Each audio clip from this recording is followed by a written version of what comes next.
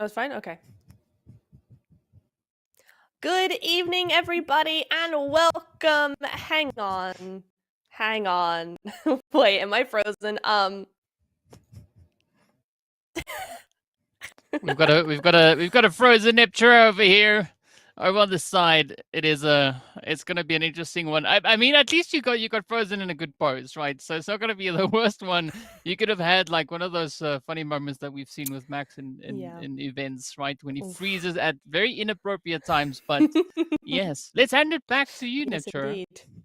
Yes, thank you very much. I don't know why the internet has decided to play up right this moment, but hello, welcome back to the PUBG Mobile European Women's League. I'm Neptura. Hello, and today we are joined by DK. Hi, DK. What's up? What's up? Yeah. Well, eventually, when Neptune starts to thaw, I think things will run a lot smooth on the side. But I mean, we've already seen the first 2 weeks and all the things that the teams could bring in. And we're heading into the finals, as you already mentioned. And I'm pretty excited to see exactly who is going to be those teams to find themselves at the top of the leaderboard come end of, well, this weekend. Yes, indeed. I'm super, super excited to see that, right? We've had 2 weeks of pretty epic action. I know you were watching a little bit of what went down, and it was pretty insane. Some of these games, some of these teams really giving it their all for sure. And it's only now just becoming the finals, right? This is where it all really, really matters. So I'm super excited to see how this goes in the finals. We will be talking a little bit about some of these teams, though, DK. I think there's a couple of favorites we probably have to mention, right? A lot of people in the chat are going to be talking about them. One's going to be the Galatasaray girls. They have been really, really dominant, certainly in week two. They won 3 games in week two, day one, out of 5, which Mm. is kind of crazy. And they are the midseason champions. So we've seen them win before, but can they do it again? That is the question. Yeah, I think that is going to be the big question. I mean, as you've mentioned already, they had a phenomenal run coming into that second week, especially looking at the amount of consistency they were able to secure just in the Mm-hmm. in those 2 days of play from their side. I mean, it does leave us with quite a bit to be desired coming into these next 3 days to see whether or Mm-hmm. not they can continue with that consistency. But I think that is where the big question is going to be looking to be answered, right? If I can get the English out properly, is how are the teams going to change it up moving into the finals, right? Because, Right. I mean, qualifiers, that's one thing, but are we going to see them being able to sustain the same kind of performance, or are they going to up the ante to try and secure even better Mm-hmm. points? Yeah, it really depends on what the team has decided to go for, what any of these teams have decided to go for, right? What have they decided when they sat down and kind of Mm, thought about how they're going to do this, right? Because we have seen, maybe more so in league, really, you see some teams that really go for the first couple of games super mm, quick, super hard, get all the points, and then try and relax a little bit. And then others, they move in more carefully, and try and mm. get some momentum going, right? But um it's going to be an interesting one to see who is going to adapt to that, and who's staying in their lane, who's going to change things up, all sorts of things like that. 5 maps are going to be the exact same maps as we've seen in the last 2 weeks, so that has not changed, DK. This gives these teams a lot of room to actually tweak their strategies, because they Mm. don't have to think about the map rotations being different. Yeah, I like the fact that we are starting with Erangel, ending with Erangel, and then we got that beautiful Miramar Mm-hmm. Sanhok sandwich coming in between. And what I'm curious to see is how the teams are going to look to bounce back once we get into game number 4, game number 5, right? Because then we've already played Right. through all the available maps of the day. So I'm definitely going to be putting a lot of my focus onto that game 4-5. But of course, there's nothing wrong with the teams just hitting the ground running and coming out of the gates. Game 1, game 2, just looking to smash a Mm-hmm. few out of the park. I mean, I'm Right. bored. I'm on board rather looking to see exactly who is going to be maybe looking to set the standard quite high here. Yeah, 100%. I think we're going to see a lot of these teams actually do so. I mean, Mambles, very, very dominant in week one. They qualified for finals straight out the gate. They did not need to come into week two at all. Galatasaray, super dominant in week two, as we've said, but also Barce Esports. Barce did okay in week 1. They qualified for week 2 and then completely changed up how they played things. The Mm. same also goes for 27 plus, certainly in day 3 of week 2, super big games from them. And the KR Lionesses, they also stepped up massively in week 2. So we've got a lot of contenders here that have adapted over the last 2 weeks that could continue that trajectory. Yeah, and I'm especially seeing that you were talking about the week one. I'm going to be looking at two teams, right? Lakers G Mm, because they had a very right. strong finish on day number 2, and then of course Besiktas Esports Goals, right? They also had Mhm. a phenomenal day one. Both teams securing in excess of 70 points each on those Yeah. respective days. So I want to see whether or not they're going to bring it to this battlefield, right? Are they going to look to maybe go beyond 70 points at the end of the day? Are they going to look to maybe just play a very consistent amount of the pacing here? I think that is going to be the Mhm. big question as to how these teams are going to be looking to kind of push through these battlefields and secure the points that they Right. know they can acquire.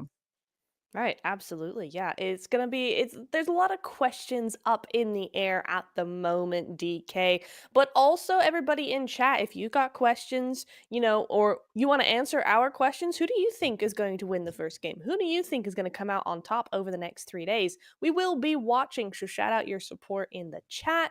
And also, guys, I can tell you right now here that we will be having UC codes throughout the finals this weekend. There are a whole lot of codes coming your way. I think it's something like 40 different codes. So Yeah, please do 41. stay tuned. 41, even more, even more. So go ahead and stick around and get yourself some UC because there's a lot coming.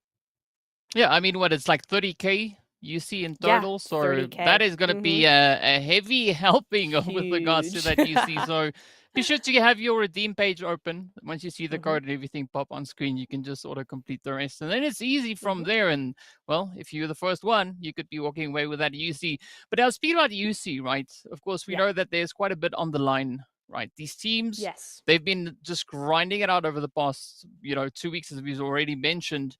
But I think the big question is, right, where it's going to take these teams, right? Because we've been seeing such a Mm-hmm. beautiful build. We did see them in the mid-season showdown as well. We saw them, quite a few of these teams come through from season 2 as well. So I like this consistent pacing with the teams time and time and time again, arriving, Mm-hmm. pitching up, turning up, and improving their overall skills as they push their way through. And of course, well, speaking about the overall skills, we're not going to have to wait all too much longer, right? Yeah. It is going to be go time moving into your angle. Mm-hmm.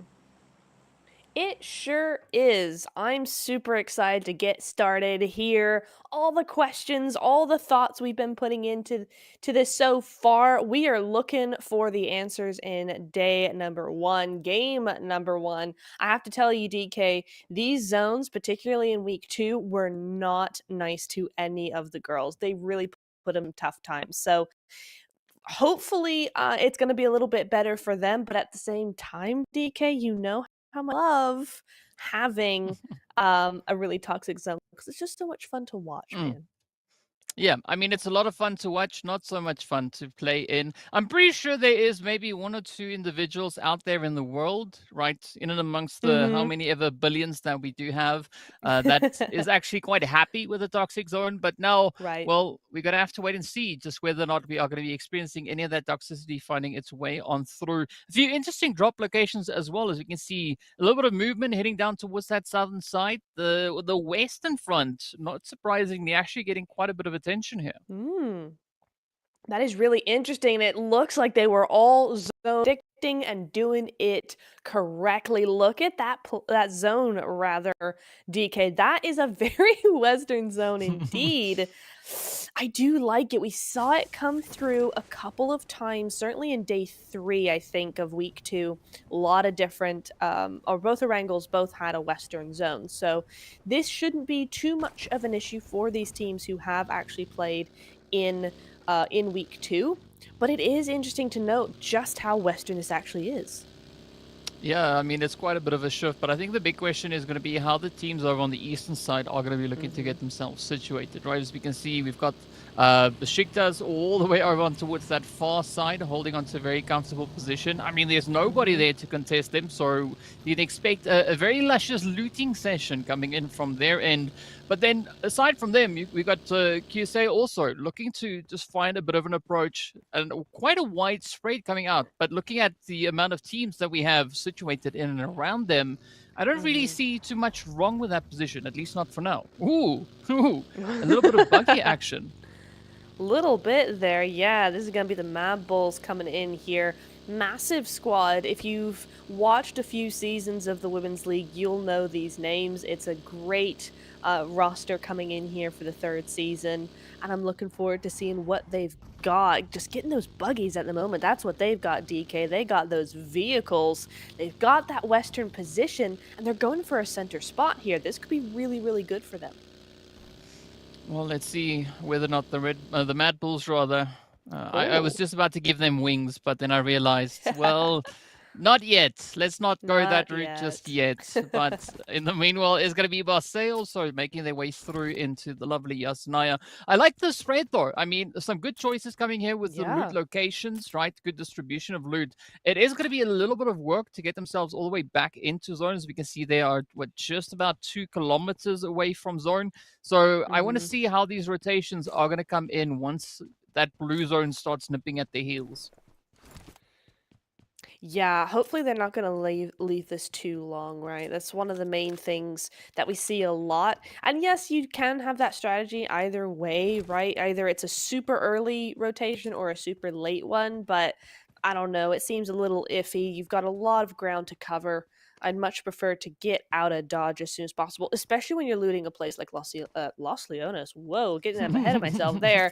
Like Yasnaya, because there's so much loot there. You should be fairly ready to go fairly quickly. So hopefully they can get on at their own pacing, get in, get safe, because there's a whirlwind of a game ahead of us. I just know it, especially if it goes up to the northern part, right? If you go up to Mount Everest, week 1, Mount Everest was insane. So looking forward to maybe a little bit of that. But for now, team's just going to be looting up. We did lose one of the players of Langers over by Yasna. You did see Athena grabbing that real quick, just going, don't mind me, having a little snack.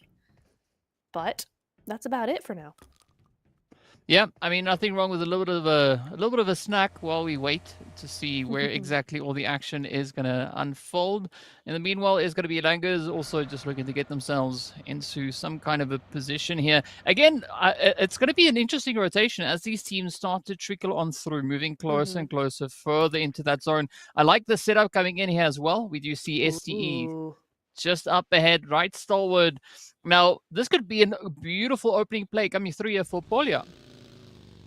Absolutely could. I think STE, blissfully unaware, are just going to move away from that location. Oh, it's Cat Veins?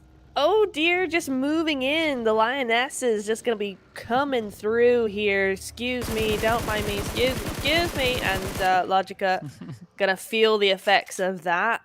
Yeah, Stalwart really needs some really good games though, I think, to build some momentum back up. Unless they've kind of categorized the event, right? Because day 3 was not a good day for them for week 2. It was not a good day. They managed to hold their position, but it was really due to their good games the previous day sort of thing. So it would be nice for them to get some extra points here. They do get one onto Cat Veins. Rip her, not made it very far into this game, but the rest of her team are okay, so they should be able to do okay without her. Yeah, well, that's just one of those inevitable plays coming through in the early stages of the game, right? You don't have the full loadout, you don't have the full setup just yet. You got to make do with what you've got there. But as you've already pointed out, Stalwart, they were able to secure themselves that first point on board. And I mean, I agree with kind of what you said there about Stalwart having a little bit of a tough run in day 3. So I want to see a bit of an improvement on their end come through here. Really look to pick up the pieces. Speaking of picking up the pieces, though, look at Shockwave. as they just going fishing out here on the edge on the side of Primorsk. Beautiful setup there, and already 2 points on board. Yeah, really good stuff. Nicely thought out, right? I don't think many people really would think about that small bit of Primorsk being open to botators and stuff. Normally you see them go to Ferry Pier or all the way around to the western coastline. So nicely done from Shockwave to kind of preempt that a little bit. Good think brain, all of that. But yeah, QSA gonna be going on down a little bit there, down to our duo, our first duo of the evening of the finals as well. And it's a shame that it's so early on because yeah, that just did not work out. Yeah, well, it is what it is. And we also now going to be hopping in, as we could have a potential bit of a drive-by coming through here. You can see the team's now starting to build up, the pressure starting to mount. God of Anarchy also just going to try and secure themselves a quick little piece of the compound here. But I'm also curious to see what is going to happen just above, right, just over the edge there, as we can see even more players and teams now starting to push further and further up in towards this western side. I mean, Major Pride also now starting to climb the hills, looking to get themselves a bit of a height advantage. And I think this setup just on the outskirts here from Morse could be a very interesting position. This is a really forward position from them. I do appreciate what they're trying to do here. This could work out very, very well for them. Gata said I might just have the same idea, though, so they're going to have to be careful of that. I like how careful they're being, though, DK, right? Because Major Pride doing some major scouting on all three corners of this little triangle area before actually settling down. So nice thought process coming in from them. I appreciate that immensely. But you're going to be seeing a lot of these teams, as you said, moving closer and closer together. It's what I love about the women's league. So right, they don't mess about; they get right to it. There's a nice balance of strategy and just this game going. They don't wait around very. So we shouldn't have too much longer before we start seeing some real big fights breaking out. These teams, yep, they're gonna all kind of get their spots, get centered up. But with this next zone shift, we should start seeing some epic action. Well, the Muerte could definitely be bringing in quite a bit of that, as we just see them dipping up into the edge of the zone. Coming through on the east, up north, we also do have still a little bit of a situation there, as we do have Barca Esports situated far out in that blue zone. But now 27 plus, getting ready for the action. A quick little bit of a reposition, just trying to cover as much possible ground as they can. But I think the difficult part about this particular region here is all these possible angles, right, that you have to be so aware of. I mean, we've got those hills just towards the north of them, so there could be quite a bit of potential threats coming through. Of course, you got to watch this particular angle. We can see Fale now also just keeping a very, very close eye on. So there's so much pressure starting to mount here. And as well, of course, speaking about the pressure, it is going to be Stalwart trying to rush on in. It's going to be AOR silently sneaking on up, trying to pick up a few points for themselves as well. Nice. Unfortunately, that's a good nade, but it's not going to connect anywhere. And I think they understand they've given away their position a little bit. They're going to make a hasty retreat over to the other hill. That's probably the wisest decision. Stalwart, as much as they struggled in week 2, not a team that are inexperienced by any means. So they will have picked up on that, going to be looking in that direction. So nicely done from AOR. That is what they wanted to do.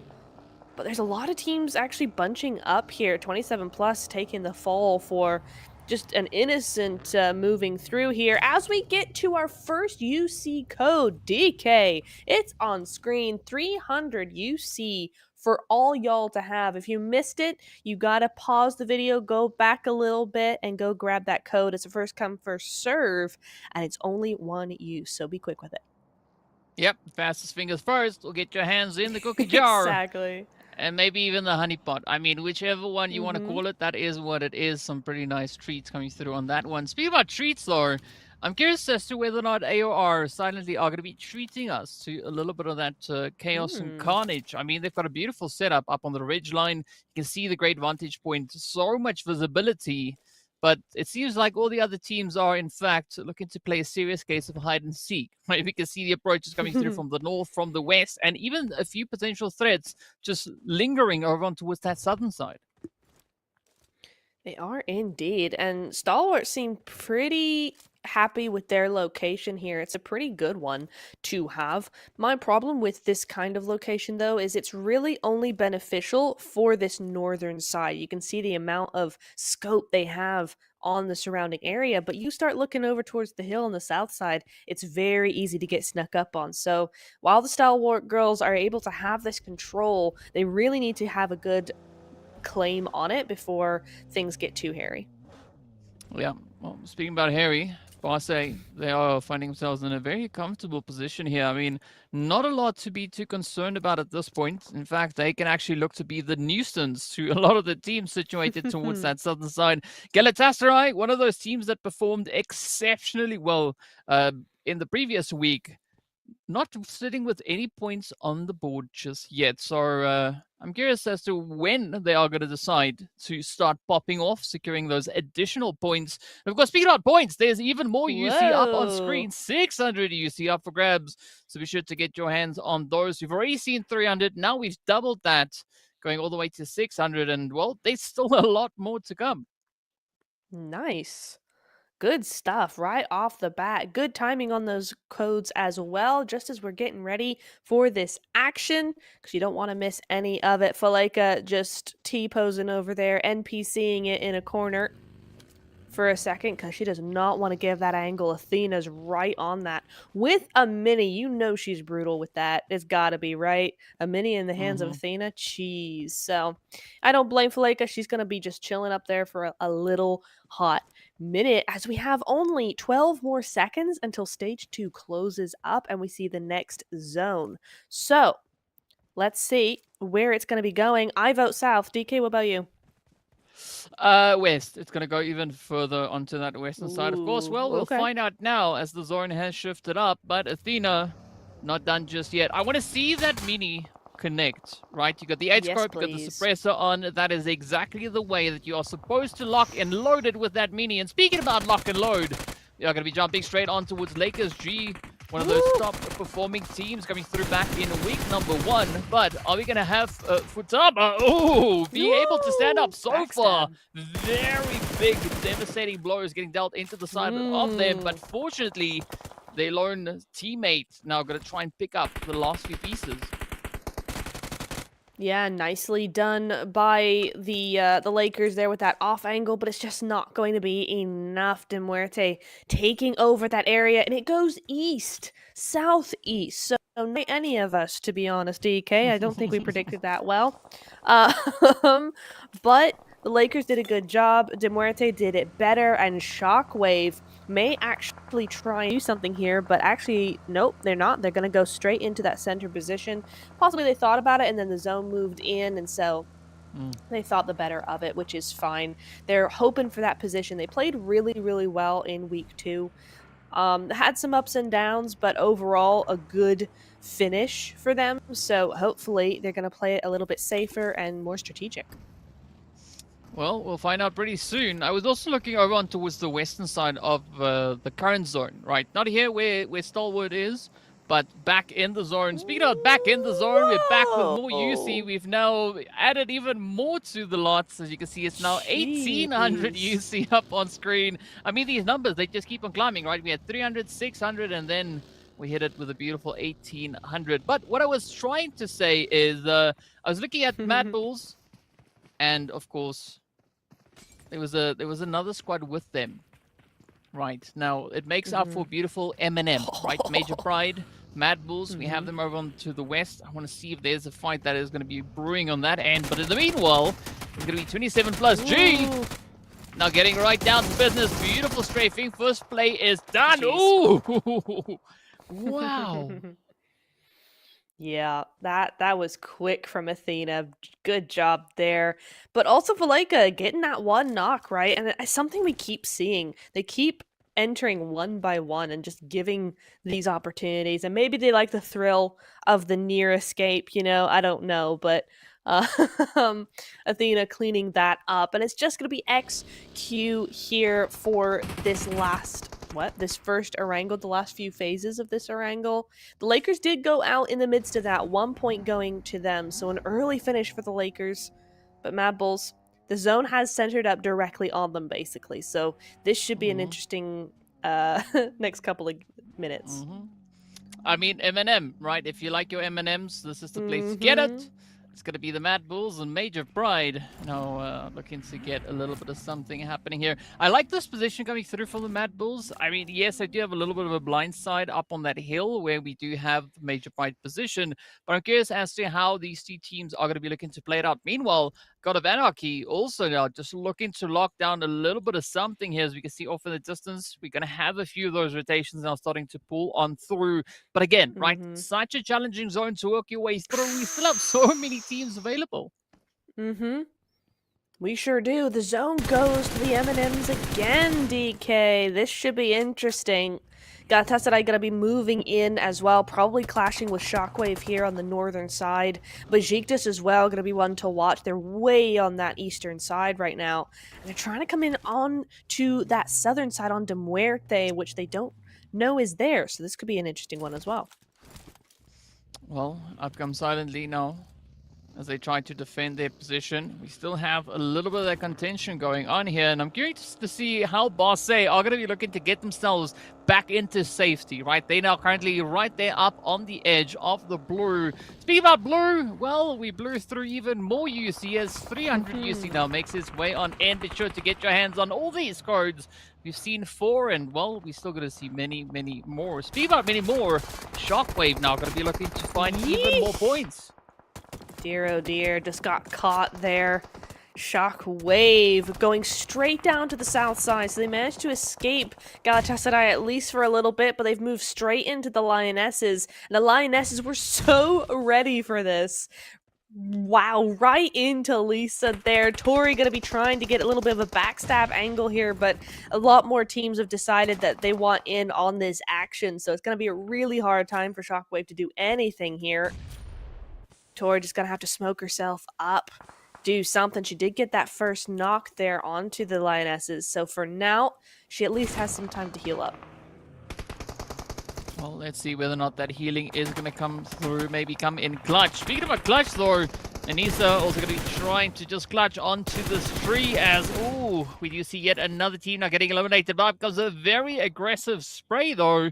Let's see whether or not Silently can manage to hold on here. Major Pride also going to be looking to be an absolute nuisance here. I mean, you can just see them positioned over on towards the edge of that, that angle here, just south of Silently. But there's even more teams now just looking to cram on through here. We have Fusey also just trying to hold on to a little bit of defensive angle. Stalwart now going to be trying to push on in, but instead opting to go up north. Indeed. Oh my goodness. Nice little spray there as well. The Lionesses having some hard times. Besiktas go out with 0 eliminations. I was not expecting that. I guess that's up against De Muerte there. Yeah, 4 eliminations on their side. Now it's Langer's Bliss's turn to move on in, try and get her teammate up. Polya done some great work for the team in the past. It's a player that you want up in your squad, so hopefully she's going to get that revive up and running. AOR Silently, though, doing their worst against Barce here. Barce really not having a chance. Well, I mean, at this point of the game, it's all going to come down to what opportunity you're able to grasp. And, well, this is now a beautiful opportunity for AOR Silently to sneak their way up. As you can see, a few potential eliminations just waiting up ahead. But speaking about making a risky plays, look at Major Pride as they now start to push all the way up towards the northern edge of the zone. You got to be very, very careful at this point, right? Because we've got K-12 ladies holding on to a very centered position. And of course, Galatasaray also now looking to get themselves positioned up towards that northwestern front. Yeah, you see Tofi though. Tofita, she's just moving straight on in.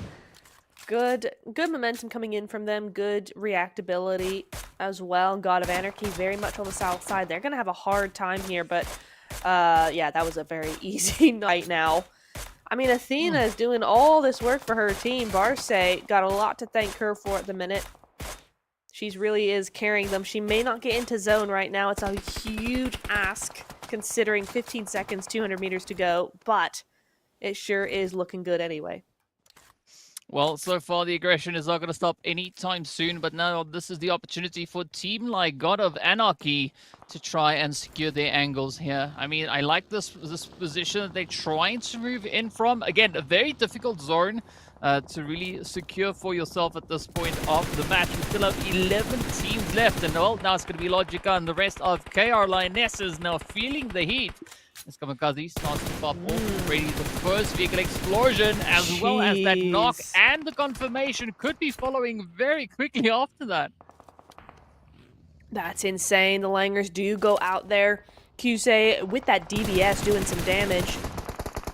Gods of Anarchy, again, doing a really, really good job. They're continuing that from week 2, but now the zone has put them in a real bind. At least they have this massive old tank to kind of get behind and try and control the next bit of their push, because the zone is not centered up on them. It's gone more out into that open space. Their vehicles are pretty much shot up. Everybody's vehicles aren't doing so well. So this is a very, very tricky zone. And I tell you what, I mean, it's what I said that has happened all week, right? It's these really awful zones. This is so hard for anyone to use. Yeah, but I mean, of course, that results in some pretty chaotic gameplay. I mean, it's beautiful for us to watch, not so much fun for the players that have to try and work their way through this. As you can see now, it is going to be Denwete on towards that far southern side, trying to get themselves secured. But a quick little spray down here from the Mad Bulls does send them back. In Galatasaray now going to be looking to just enforce their presence up towards the north. And I mean, they still have the full squad up. In fact, they are one of only 3 squads that possess everybody still available. Now the pressure is going to lie on their shoulders to see whether or not they can pick up the pacing here, move on through. They've only got 6 other teams now to worry about. And I mean, if they don't act quickly, it is going to be the KR Lionesses to alleviate a lot of the opposition. It really is. I'm also watching K12, right? K12 not saying really a word. They're just big chilling in the middle there, waiting for everybody to have a squabble around them and potentially clean up the rest of them. So K12 definitely going to be one to watch here as Ellie moves on in for God of Anarchy. She's trying her best, but it's not really going to be enough here as the zone now starts to push everybody in. The zone centers up straight dead center. So really awful for most of these teams. You're seeing them really drop like flies now, DK. Well, there's still quite a few players that now we're going to have to see something happen here. And of course, it is going to be the Mad Bulls trying to get as much done as they possibly can. We did see Leora taking quite a bit of damage. Fortunately, managing to find that cover and evade a near certain finish. But the Mad Bulls definitely picking up quite a bit of pacing. So, I mean, that zone looking absolutely insane. I like this spray coming through here from K12 ladies as well. As you can see them just holding over on towards the far side. But again, right, a little bit of snake, and that could actually get you into a very comfortable position. 100% Tofita, she's gonna be the girl to do it. She was our MVP for week 2, so she's looking to do it again. Mabbles as well, though, not backing down. 8 eliminations so far in this first match. I mean, that's a massive game for them. Even if they don't win this, that is huge. Major Pride are down to a solo 2 eliminations on that front. As K12, again, being really sneaky with it. They're down to just a solo. But as long as that solo stays alive and stays unseen, she could actually win a lot more points here. Yeah, and that could definitely be the way to go. Speaking of which, though, it is going to be Galatasaray just locking in even more carnage. Down to the final 3 we go. It is going to be Galatasaray, the Mad Bulls, as well as K12. Now the pressure is going to be on. Who will be the team to secure themselves that winner chicken dinner? Well, by the looks of it, it could be between the Mad Bulls and Galatasaray. Ooh. It could be K12 deciding to make a run for it with a vehicle of all things. That's an interesting play, but if they know their top 3, they may not mind all that much about it. They do get 5 eliminations as well as, so now it's the 2 powerhouses, Apples versus Gata. It's the 2 teams that everybody's been talking about. And with Tofita up on that that shack roof, this is going to be fun. I mean, that's definitely a strategy. Ooh, okay. All right, we'll Oh. take that one. As you can see, oh, Daddy coming through with a beautiful nade. This is the Mad Bulls now seeing red as they start to rush on forward, now looking to clear out the zone. They've already found so many knocks, and it's just going to be one player standing between them and that winner Wow. chicken dinner. Have we seen a more substantial win? There was nothing iffy about that in any which way. And we're talking about going up against Galatasaray, right? Galatasaray, there are reigning champions. They've been around for years and they've just been such a dominant force, but they just crumpled next to Mad Bulls. That was insane coming in there from them. Yes, it was very open, right? Galatasaray may have wanted a bit more cover to work with and they may have had a bit of a better time, but Mad Bulls coming in there, saving all those utility, just pushing in like that. A really, really good job from them. I mean, it's not really surprising to see that kind of performance coming through from the Mad Bulls. I mean, if you look back at what they Mm, did all the way back in week one, right, they really set quite a bit of a standard there. So, right. not surprising to see them really crack the can open as they head into this very Mm. first match of the day. So, well played to them. But, I mean, a very exciting start to the finals.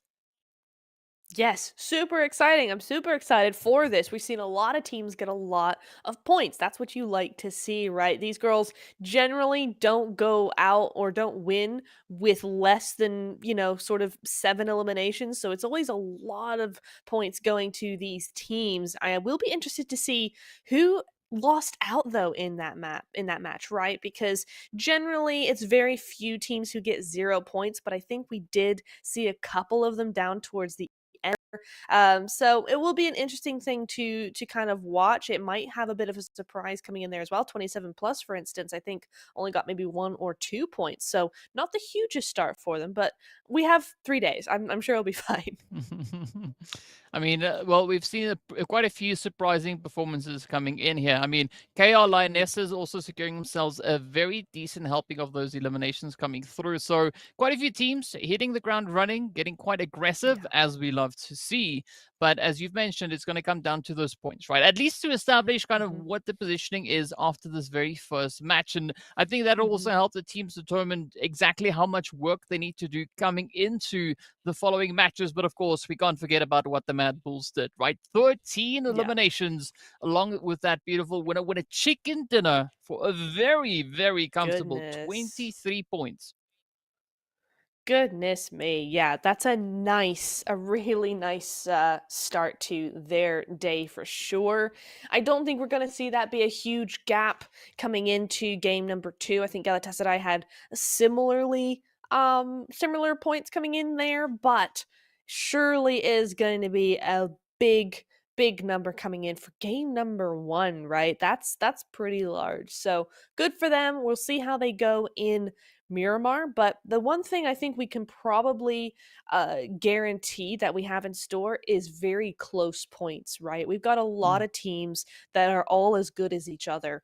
And certainly in week 1 and in week 2, we saw really, really close gaps coming in here. So I'm really excited to see how the next couple of games go, just so we can see how close these points are actually going to be.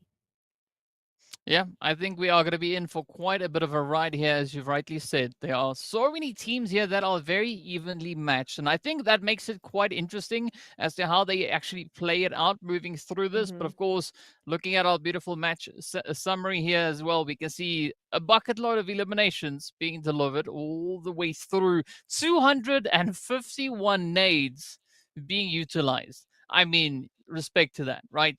Great Hmm. utility, great utilization of the utility coming through on that one. Hmm. And as a surprisingly low number of rescues, right? I mean, it seems like these Right. ladies were more focused on throwing the utility out other than, trying to Yeah. save someone along the way.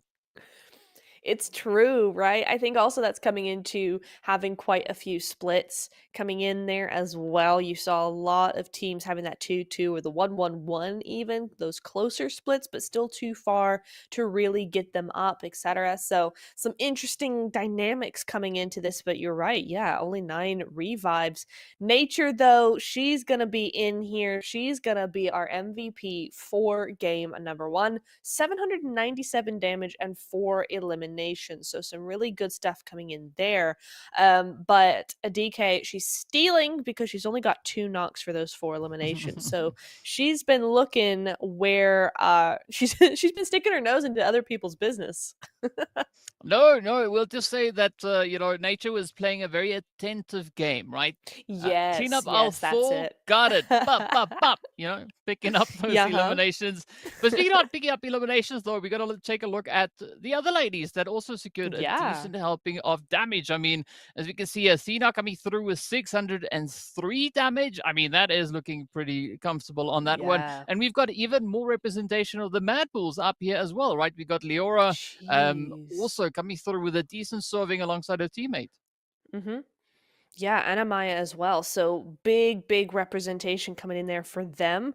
Really nice stuff to see as well. You'll love to see it. And here, it actually is a big gap. I thought Galatasaray got way more eliminations than they did. So we're looking at 23 and then a big drop down to 11. And that's where that gap closes right up, right? 10, 7, 6, 6, 5, 5, 4.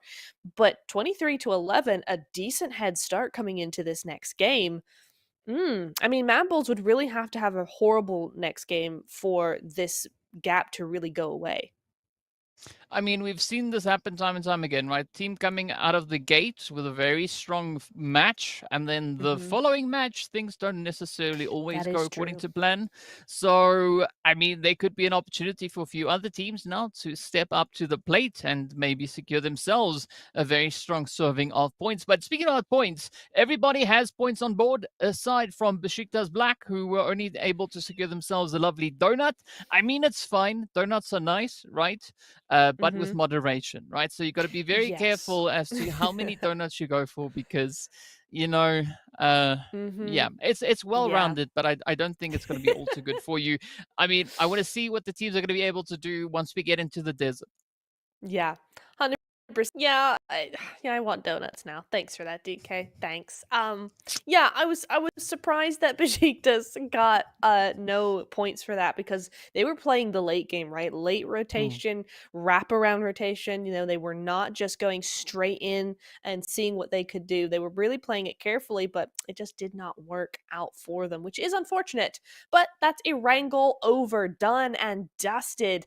Now we will be going over into Miramar, but just before that, while we get this game up and ready for you guys, we will be heading into a very short break, so stay tuned.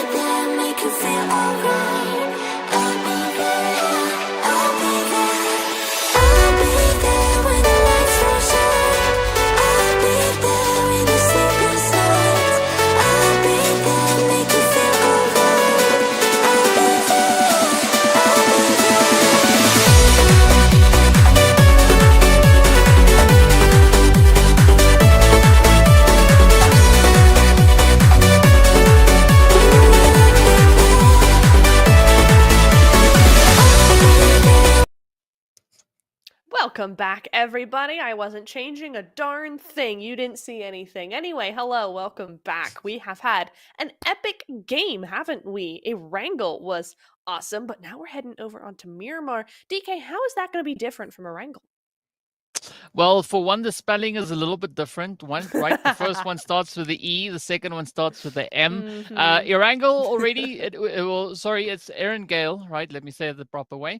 Aaron Gale was already proving to be a pretty mad play. But now the big question comes in is like, what's going to happen? As you ask now, right? Once we step into the desert, who's going to be the team to step up and earn it and take a little bit of sand with them just because they can? 100%. For some reason, DK, I always think of Besiktas as a Miramar team. I'm not sure where I got that impression, but I'd like that to be true. I think Besiktas, especially after that rather rough first game, they're going to want to grab some points for themselves. If they need a little more space to do that, then Miramar is probably their best opportunity to do that. Yeah, I mean, Miramar is also one of my, well, not one of, it is my favorite map to play on and also to watch teams show me how it's supposed to be done. So I'm curious to see how these teams are going to be looking to kind of pace it out. I mean, the big question is whether or not Besiktas are going to be looking to kind of fulfill the prophecy here, right? Come into their own, secure the victory right here on our first Miramar of the finals. Well, we'll have to wait to have that question answered. Well, all we can hope for is a possible yes, but I think the next best thing that we can hope for is, of course, where that zone's going to be going. Yes, indeed. That's always the pinnacle of the beginning game, right? Where is this game going? What are we doing? We'll say the last couple of days it has been going straight up to that northern side. We've been rooting for an oasis zone and it never quite gets there. So maybe this weekend is the weekend. Mad Bulls certainly would be up for that. They're going over in that direction. And after that win on the last game, they could look at a very nice back-to-back big points, but no, it goes as far away as possible from that. In fact, it's nowhere near where that plane path went. Yeah, that's Miramar for you right then and there. A beautiful shift down in towards Puerto Pareso and, of course, Los Leones. So the teams now, they know what they got to do, right? They got to get in those vehicles. If they are at all interested to getting themselves situated into the zone at this early stage. There's a nice bit of a setup coming through though from Galatasaray. As you can see them dipping their toes into that zone up towards the northern side. We've got Stalwart and a few other teams also now sharing the position. So I'm curious as to who's going to decide to rotate down south or rather up into zone and who's just going to stay committed. Speaking about staying committed, of course, you can commit yourself with a little bit of additional UC. There's 300 more up on the screen. So get those codes and go up into the redeem slots. And, well, yeah, you could be a few UC richer. Yeah, absolutely. We had a couple of UC codes in week 2, and I was mentioning, I got some of my most epic stuff in a 10 UC pull. So 300 UC, dang, I could get so much with that. It's really good. So you should go ahead and grab some of that. I got my very favoriteest parachute with a 10 UC pull, and it was awesome. So definitely lots of goodies to be had. Yeah, maybe a little bit. It was really cool. Okay. All right, it was cool. But Yeah, you're right saying kind of, Galatasaray moving in quite quickly there, trying to have both feet on both sides of the fence, but also the Lakers move straight down over almost to Yasnaya. Okay, Yasnaya's in Miramar now. You heard it here first, folks. Los Leones. So good to see them be really quick with it. As you need to be quick with it, guys, look at this 600 UC in quick succession here. If you didn't manage to grab the 300 one, never fear, there's 600 right there. So go grab that while you still can. God of Anarchy, though, I think she realized that Mad Bulls were moving on in. There's a lot of vehicles, and they all don't belong to just Mad Bulls. There's God of Anarchy around there as well. But I think it might be wise to just let them go past on this occasion. Yeah, I do believe so because I think if you once you've upset the bull, good luck. They've tend not to forget about things. So yeah, you gotta be very very careful, and also showing a little bit of that trigger discipline also goes a Yep. long way. Right, we just get so much respect for trigger discipline, mainly because, well, I don't have much trigger discipline, and I can respect it, Mood. seeing it from other people. So, Mm-hmm. yeah, but it's still also a very interesting looting phase that we've got going on here. I mean, K12, they've got the entirety of Monte Nuevo for themselves. They don't have to worry about a soul, at least not for right now. Yeah. So they can very leisurely stroll around, get Mm-hmm. themselves geared up. But then when we get into those later few stages, right, I want to see K12 ladies make it into that, get a good position up in zone, and then just Yeah. let it rip. Yeah. 100%. They need to be really, really strong in this game. We've seen them do it before. They can do it again. Mad Bulls as well. They're looking very put together, right? As they come up across STE again, having a rough time here. They keep getting just kind of upset a little bit as they try and make those rotations, but not going to be able to get any hits on her for now. Just gonna be making our way forward through La Bandita. But yeah, I would really actually think that a lot of these teams that are up in the north want to make very quick south rotations, because you have to know, based on that plane path, that there isn't going to be anybody on that coastline, for instance. So, there's a lot of compounds, a lot of really good high ground positions where you might want to do that. Don't get stuck on that northern border. Just go all the way down. Yeah, I think that could be a very good decision to make, right? To try and get yourself situated far to that southern side, because a lot of the teams, as we saw, were situated up towards the northern side of zone because they know, right, they've already gotten themselves in. They don't have to move too much further, and instead they could now utilize a little bit of that gatekeeping opportunity. And I think that is what a lot of these teams are going to be experiencing if they rotate up late. I mean, sure, we still have 2.5 minutes What? left on the clock before the blue zone has closed up completely. But don't let that fool you, because the sooner you can get there, the happier you are going to be, at least for that phase. I just love that complete 180 that they did there once they realized AOR was in that position. Good on them. No foul, no harm done there. 2,400 meters though, 2.5 kilometers for the Muerte to get to. That is rough for sure. They've opted for a slightly late rotation though, DK. This may give them an advantage if, a lot of other teams have started making that early rotation, right? As long as it's not too late, they should have a good opportunity to just sneak in quietly here on that western road as well. So good positioning from De Muerte here. Yeah, and I think maybe this western rotation could work out quite phenomenally for them. I mean, we've not seen a lot of teams actually moving this far to the side. Well, I say that, and then 27 plus render in as they are just waiting up ahead. But looking at what the Muerte are going to be doing here, I don't think they got to be feeling all too phased about it. In the meanwhile, Stalwart, they also now managed to get themselves in. Only though coming through with a 3-piece, that is going to add to the difficulty that they could potentially be experiencing here. And of course, well, it's all yet to be seen. As you can see, even more opposition just over on towards that eastern side. So you definitely got to time all these shots as best as you can. And, well, of course, you need the numbers, right? At least the whole entire squad's here. Yes, indeed. Stick together.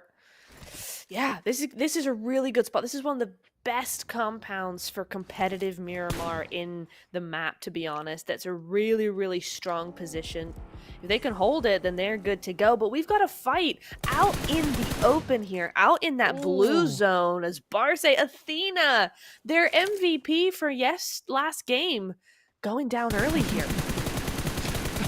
Yes, last game. Yes. And of course I now know. we got Zeros also now experiencing a little bit of that heat coming through here as QC are going to be looking to lock in as much as they can. I mean, like, I appreciate a blue zone fight in the early stages, which is exactly where we are right now. The teams can actually afford to spend a little bit of time there. And well, I mean, I say teams, and it turns out there are quite a few of them as we do look at a very dirty shift coming through from the zone. Now, leaving about, 55% of the zone playable. The other 45% is just going to be beautiful blue, but it's not the kind of blue the teams can do much with.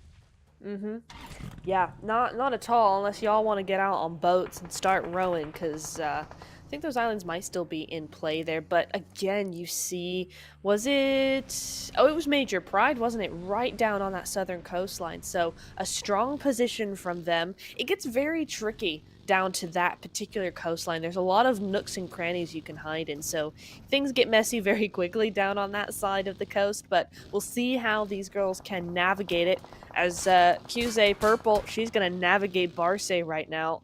They got gate kept. They've made their way through 2 eliminations on their side.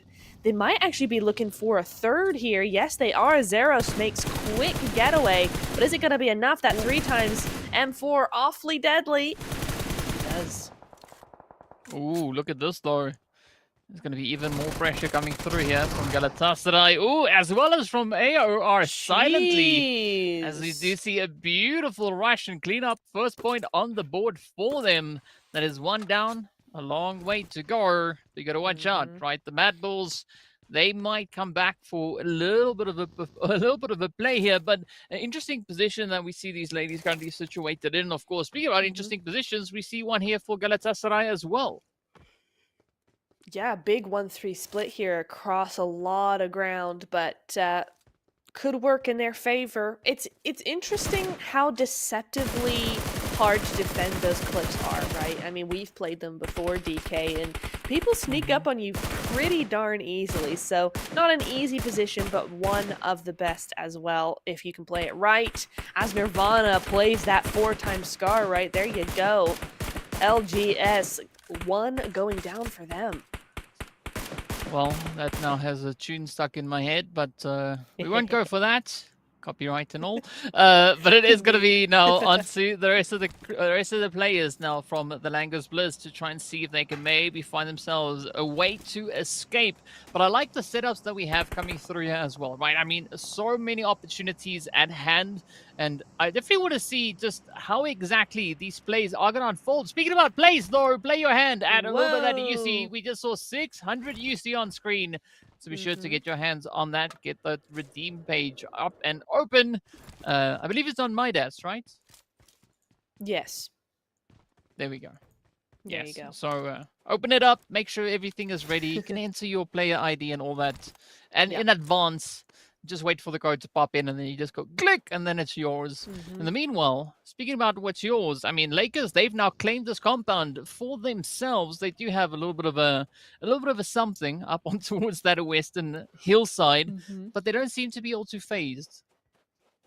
No, they seem okay with this at the minute. At the moment, there's nobody down towards their eastern side, so they're going to be happy about that. Unfortunately, it's probably where they hope somebody was instead of behind them, because at least they have that advantage against that eastern side coming in there, but we'll see how that goes for them.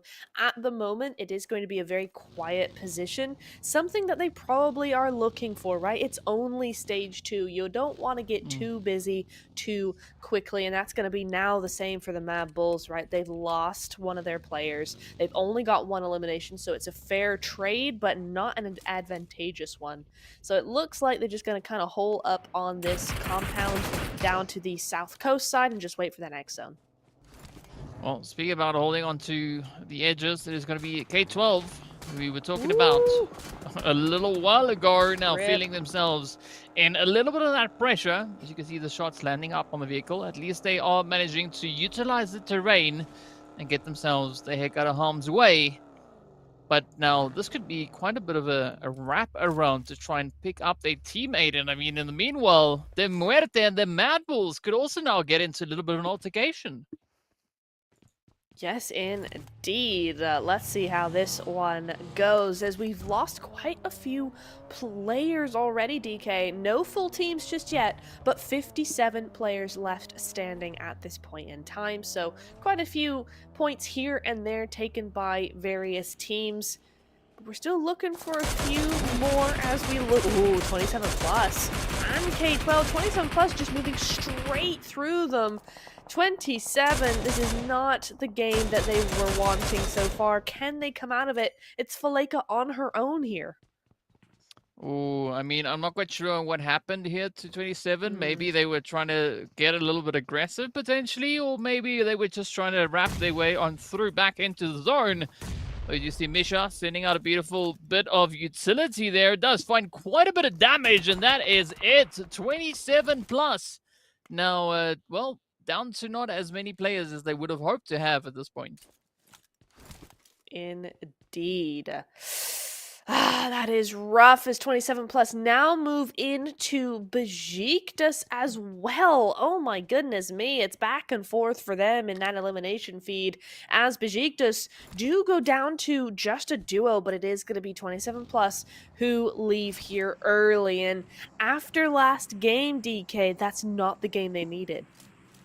Yeah, it's a little bit of a tough start here for 27 plus. Well, at least, you know, we still have a few more matches left for today, as well as the next 2 days. So there's ample opportunity for them to try and make up for lost points, potentially. But we'll see whether or not they are going to be able to get the job done. Speaking of getting the job done, though, we are going to be looking at that zone now, just yeeting over on towards the west, pulling all the way back, almost towards Los Leones, but not quite as much. Instead, going to be leaving the teams out on those hillsides. So I'm going to be looking down towards the Mad Bulls and the Muerte, especially to see how they're going to be defending the high ground that they've got. And I mean, I'm expecting quite a few teams now looking to contest. Yeah, 100%. This is a super strong position here, but it's so open, right? It's one of those things where once it goes wrong, it will go very wrong very quickly. So they've got to keep that really aggressive defense. You can see Rose doing that right now, just trying to get Lisa out of her sights, as Caramelia does go down as well for Shockwave. So they've got their own problems. They're not looking to push anytime soon. And it's all on the southern edge that we're starting to see things go south. No pun intended there. K12 just putting in the work there with the M249. Interesting. But no bullets for the M249. We're just down to 20 odd bullets for Destina here. So she's just going to try and make those count as much as possible. Oh, but Lisa with that off angle DK doing some work herself. Yeah, we gotta like these plays. I mean, I was sitting here wondering, are we gonna see anything from Shockwave coming through here? I didn't want to say anything, just in case, but it does seem like Shockwave, they've now come to the party, and so far they are looking to make quite a bit of an entrance. K12 now having to kind of just lick their wounds, regroup, pull back, and see if they can, well, maybe just clutch up a few of their numbers here. Well, they have been brought down to a 3-piece, but this now is going to hamper a few of their potential, you know, rotations or plays maybe moving on forward. In the meanwhile, it is going to be God of Anarchy also now looking to take aim as they do spot the Lakers G squad just up ahead of them. I like the spray though, right? So many teams positioned up on towards the north, really just utilizing the terrain. I'm going to be looking onto the Lakers to see if they can actually make that high ground advantage work to their advantage. 100%, right? We saw them go into that really quiet area, and actually the eastern side has opened up for teams. Oh no, which makes this the prime spot for them, but Futaba going on down is not what you want to see. Kamikaze just way too good, or was that Lila? It might have been Lila there. Way too good with that. Scar coming in there. They gotta be careful as well, right? You got STE on one side, you got another team down to the south as well. The zone's moved away completely, so God of Anarchy really looking a little bit pressured right now, DK. They're just trying to get some sort of opening so they can get to zone. It's like a kid in a candy shop, right? They can't decide Right. which way to go. I mean, there's so many choices, and of course, at the same time, they still need to get their butts in zone, right? That is going to be, I Yep. think, of the utmost Whoa. importance. So they're going to have to find a way to just slide on through. As you can see, Galatasaray as well as Stalwart also up in towards that northern side, but down in the zone itself, things are looking to get pretty dang crazy. We've got Shockwave, we've got Mad Bulls. We got ARR as well as De Muerte and quite a few others now looking to get themselves positioned here. But Yeah. I like the shift though because it's taken us onto some very challenging terrain over towards that southeastern side. Yeah, 100%. We're going to be seeing a lot of action coming in here. These ridges are small. There's a lot of open ground down here. As you said, it's very challenging. There's only a couple of real high ground positions. The rest of them are all kind of just sideways ridges, not deep enough to actually hide a person. So, going to be a real hard time for these teams. They're going to have to all kind of crash onto the certain places that they want, right? There's no real what's the word? Oh no, never mind. I've lost it. But oh, Lakers Christie getting rid of God of Anarchy, one of those players going down there. I do feel bad for them, right? They've been doing all the Ooh. right things, but that zone just hates them. Kamikaze going down as well there, so gonna be a difficult moment for God of Anarchy, just down to 2. We'll see how they get on. Yeah, so far it's looking pretty dang challenging. In the meanwhile, AOR are going to be trying to get a bit of an angle here onto De Muerte. As you can see, a lot of movement currently being on this side here. Ooh, the nade's coming in. It's coming in hot. Gotta watch out. Whee! Ooh, on the money though, as Knights Jeez. finds that play onto Anissa.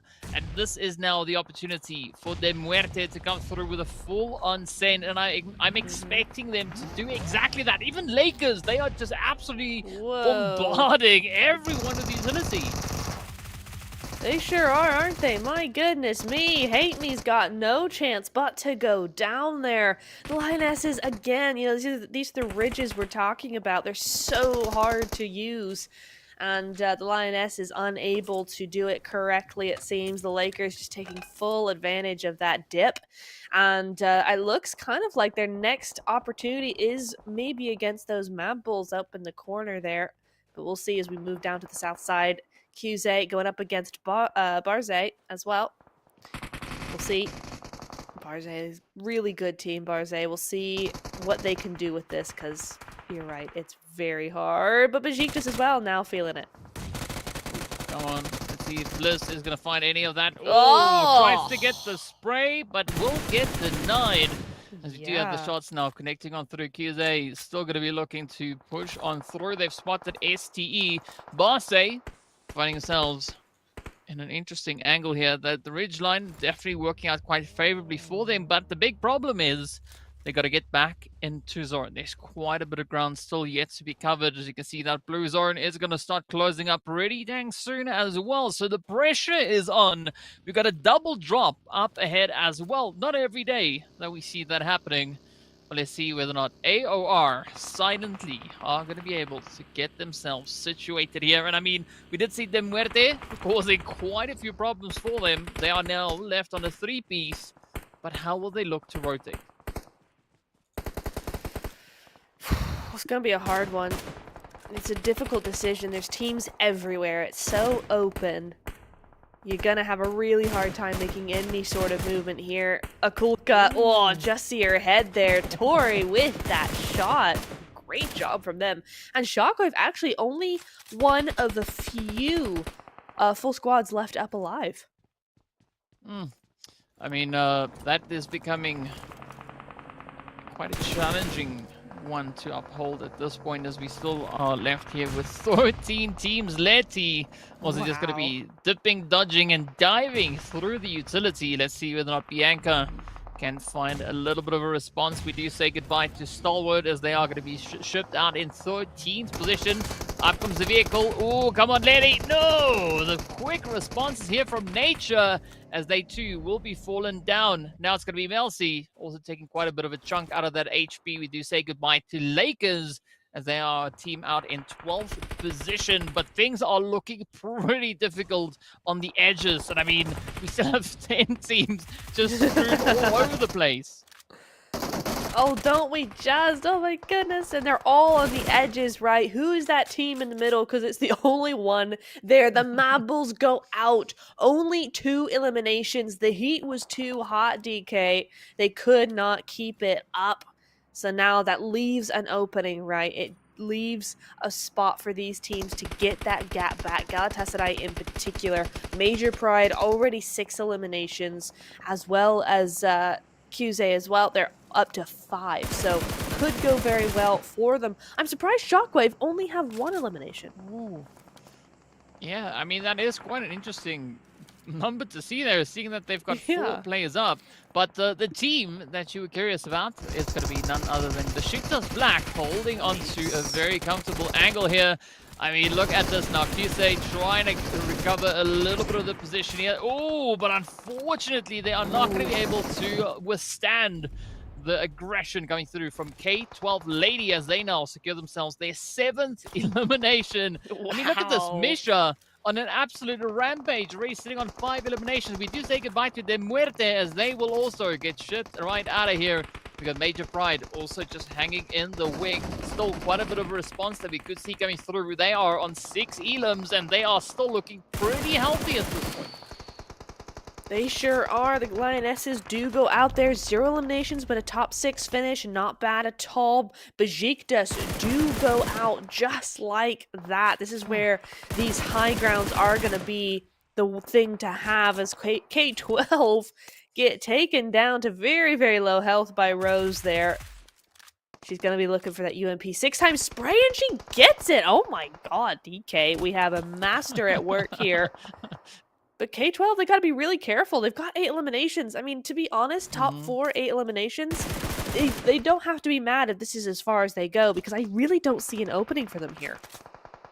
Yeah, I have to agree. It's going to be quite the challenge now for Destina to get themselves back into any kind of safety at this point. But in the meanwhile, Galatasaray also now stepping up to the plate. As you can see, Shockwave now just feeling the sting, losing 1, maybe losing another. As you can see, Lisa just crawling around, looking to see whether or not Tori can pick them back up. But I love this approach coming through from Galatasaray, still sitting with 4 players, 4 eliminations. I mean, they've hit the double 4s. Now they just got to try and push for that winner chicken dinner. 100%. I mean, the prediction ability, right? They're shooting through smoke. They cannot see those players, but they know where they will be. And now you got another smoke trying to just get them. Look how careful Maddie is of her angles. Here's Lisa. Oh, almost gets taken out. Does by K12. K12 steals that one right away from Seema. So we'll see how she goes there. But now MP, they've moved in, they've moved up, and Galatasaray have a new challenger. Oh, come on. Come on. Shockwave. They could maybe find what they need to get at this point. Oh! But Galatasaray denies any of that to be, well, the outcome of this match as we are down to Major Pride. And Galatasaray now looking to battle it out. 1v3, maybe even v4. Oh, okay. Instead, well, they try to run out into the blue, and that is going to be Galatasaray securing themselves the winner chicken dinner on our very first Miramar right here in the finals. That is awesome. I did not expect Galatasaray to win that, right? But they've been so quiet. They allowed teams to just do their thing and battle it out and squabble over position. And they just took a dip and they stayed there and they did what they needed to do, right? They got a lot more eliminations than in Orangel, and they got a lot more points. So really nice work. That was exactly what they needed to do as well, right, DK? When they saw that Mad Bulls had actually gone out of the game quite early, that was their opportunity to close up that gap, and they sure did. Yeah, I mean, we also did see the players there from Major Pride stepping it up, coming through with a very strong finish Mhm. up onto the very, Really very good. end. But Galatasaray coming in clutch. I mean, you just can't. You just it's almost impossible to go up against a full squad if you're a solo, Mhm. especially in the last zone. I It's mean, there's true. only so many places to hide, and I think this is Mhm. kind of where what needed to happen happened. Right, Major Pride decided, you know Yeah. what, maybe it's just one of those things. You know, we'll take what we get, and of course, Yeah. Galatasaray, they're going to be taking 19 points, just one shy of hitting a Jeez. 20 bomb. Mhm. That's really good from them. That's exactly what they needed. More rescues, though, DK. You'll be happy Mm-hmm. with that. A lot more rescues.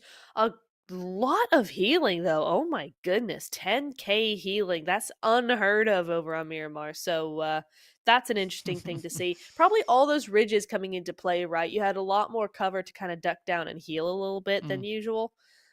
So some interesting stuff coming in there. Tori as well. I think we saw that 364-meter mm. elim distance. I'm sure we saw that. But yeah, it's going to be Rose, right? From Major Pride, going to be the MVP here for game number 2. DK, Mm. 4 eliminations, 4 knocks. She got all her eliminations fair and square, and she was earning that stuff. She was really good there. Yeah, I think it's fair to say that she rose to the occasion, so well played. We also do see one of the teammates coming through in here as well, right? Seitonova also then securing a decent helping of damage. I mean, but look at that though, right? We do see two players coming through from not Galatasaray rather, Mm-hmm. earning 600 and 400 damage. So that's already just 1,000 Wow. damage from two players, right? That is not even counting Right. the other two. Right, 100%. And that's what I love so much about this team. They're so evenly split. It's just they're also talented on their own, and then they come together Mm. and they have such synergy, such communication. There's a synergy there that you can feel that when they start a push, you know they're all, on the same page. And that's what gives them such a great result as well. So, 9 eliminations, it's crazy to say, but 9 eliminations is actually not that many for them. We've seen 15 and 16 elimination wins, and that's Mm. more normal. But, they played that super duper well. Major Mm. Pride coming in here, that they're only 3 points behind in that game. So, again, some really good work from them. Yeah, we did see Mad Bulls, of course, finishing the first match with quite a bit of a lead, but are they going to be able to maintain that lead after this game number two? Mm, Well, we're going to find out once we get into the overall standings. But I mean, Mad Bulls not having the worst match, but I don't think it's yeah, kind of the outcome that they were hoping to get coming into match number two. But of course, they're still 3, 4, and 5, right? So they can still make up right. for whatever they felt might have been lacking. Speaking about points, though, we are going to be looking at Oh my god. Galatasaray sneaking up into pole position with a glorious 30 points.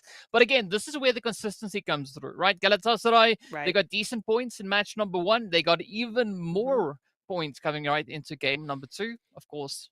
Yeah. Right, no surprise to see them sat right there. Interesting thing though is that we've got Major Pride and K12 ladies also then tied on 23 Yeah. points each. What's really interesting is that there's a gap between fourth and fifth, and quite a large one, nearly double of the points going into the top four, right? So there's a huge discrepancy here between the Mm. top teams just taking all the eliminations and the others having to fight amongst the rest of it themselves. So really interesting dynamic coming into play here. Also, Galatasaray were like, no, we can't possibly not be on pole position Mm. after a game. That's just not possible. We need to be on the leaderboard at all times at the top of it. So they did that by 5 points. Not a comfortable gap, but it is a gap nonetheless. As we look to game number 3, to Sanhok. This is where it could all Oof. change, right? Because even on day one, Sanhok is always a game of the lower teams on the board, right? Rarely in our experience do we really see a Sanhok being won outright by a team that's already on top. So it's going to be a really interesting dynamic coming in here. But DK, I think it's time to rest for a few moments while we get that all set up. So guys, stay in chat, stay tuned, and don't go anywhere.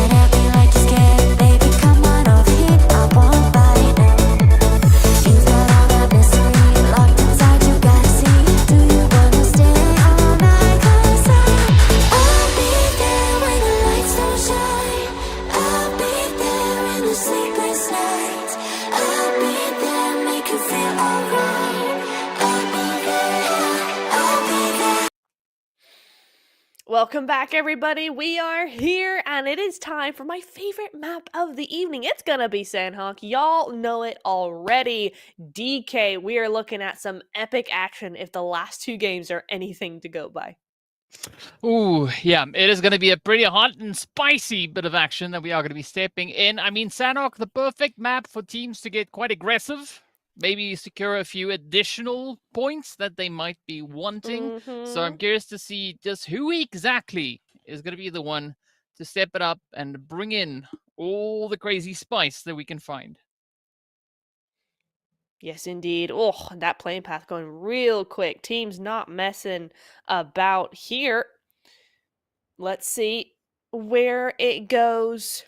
Where's this playing path? Not playing path. Where's this zone gonna go though? Because it doesn't really matter in any which way because the map is so small. It doesn't matter where the playing path is going, right? You got lots of teams going to wherever they need to go. That's cool for them. Well done. I'm happy for you.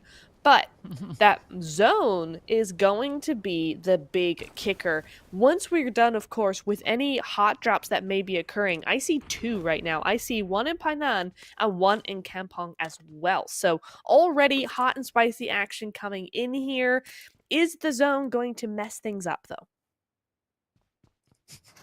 I mean, it's gonna be difficult to say though. We do see a little bit of a hot drop, as you said, up into Painan. I want to see that now develop into full-blown carnage.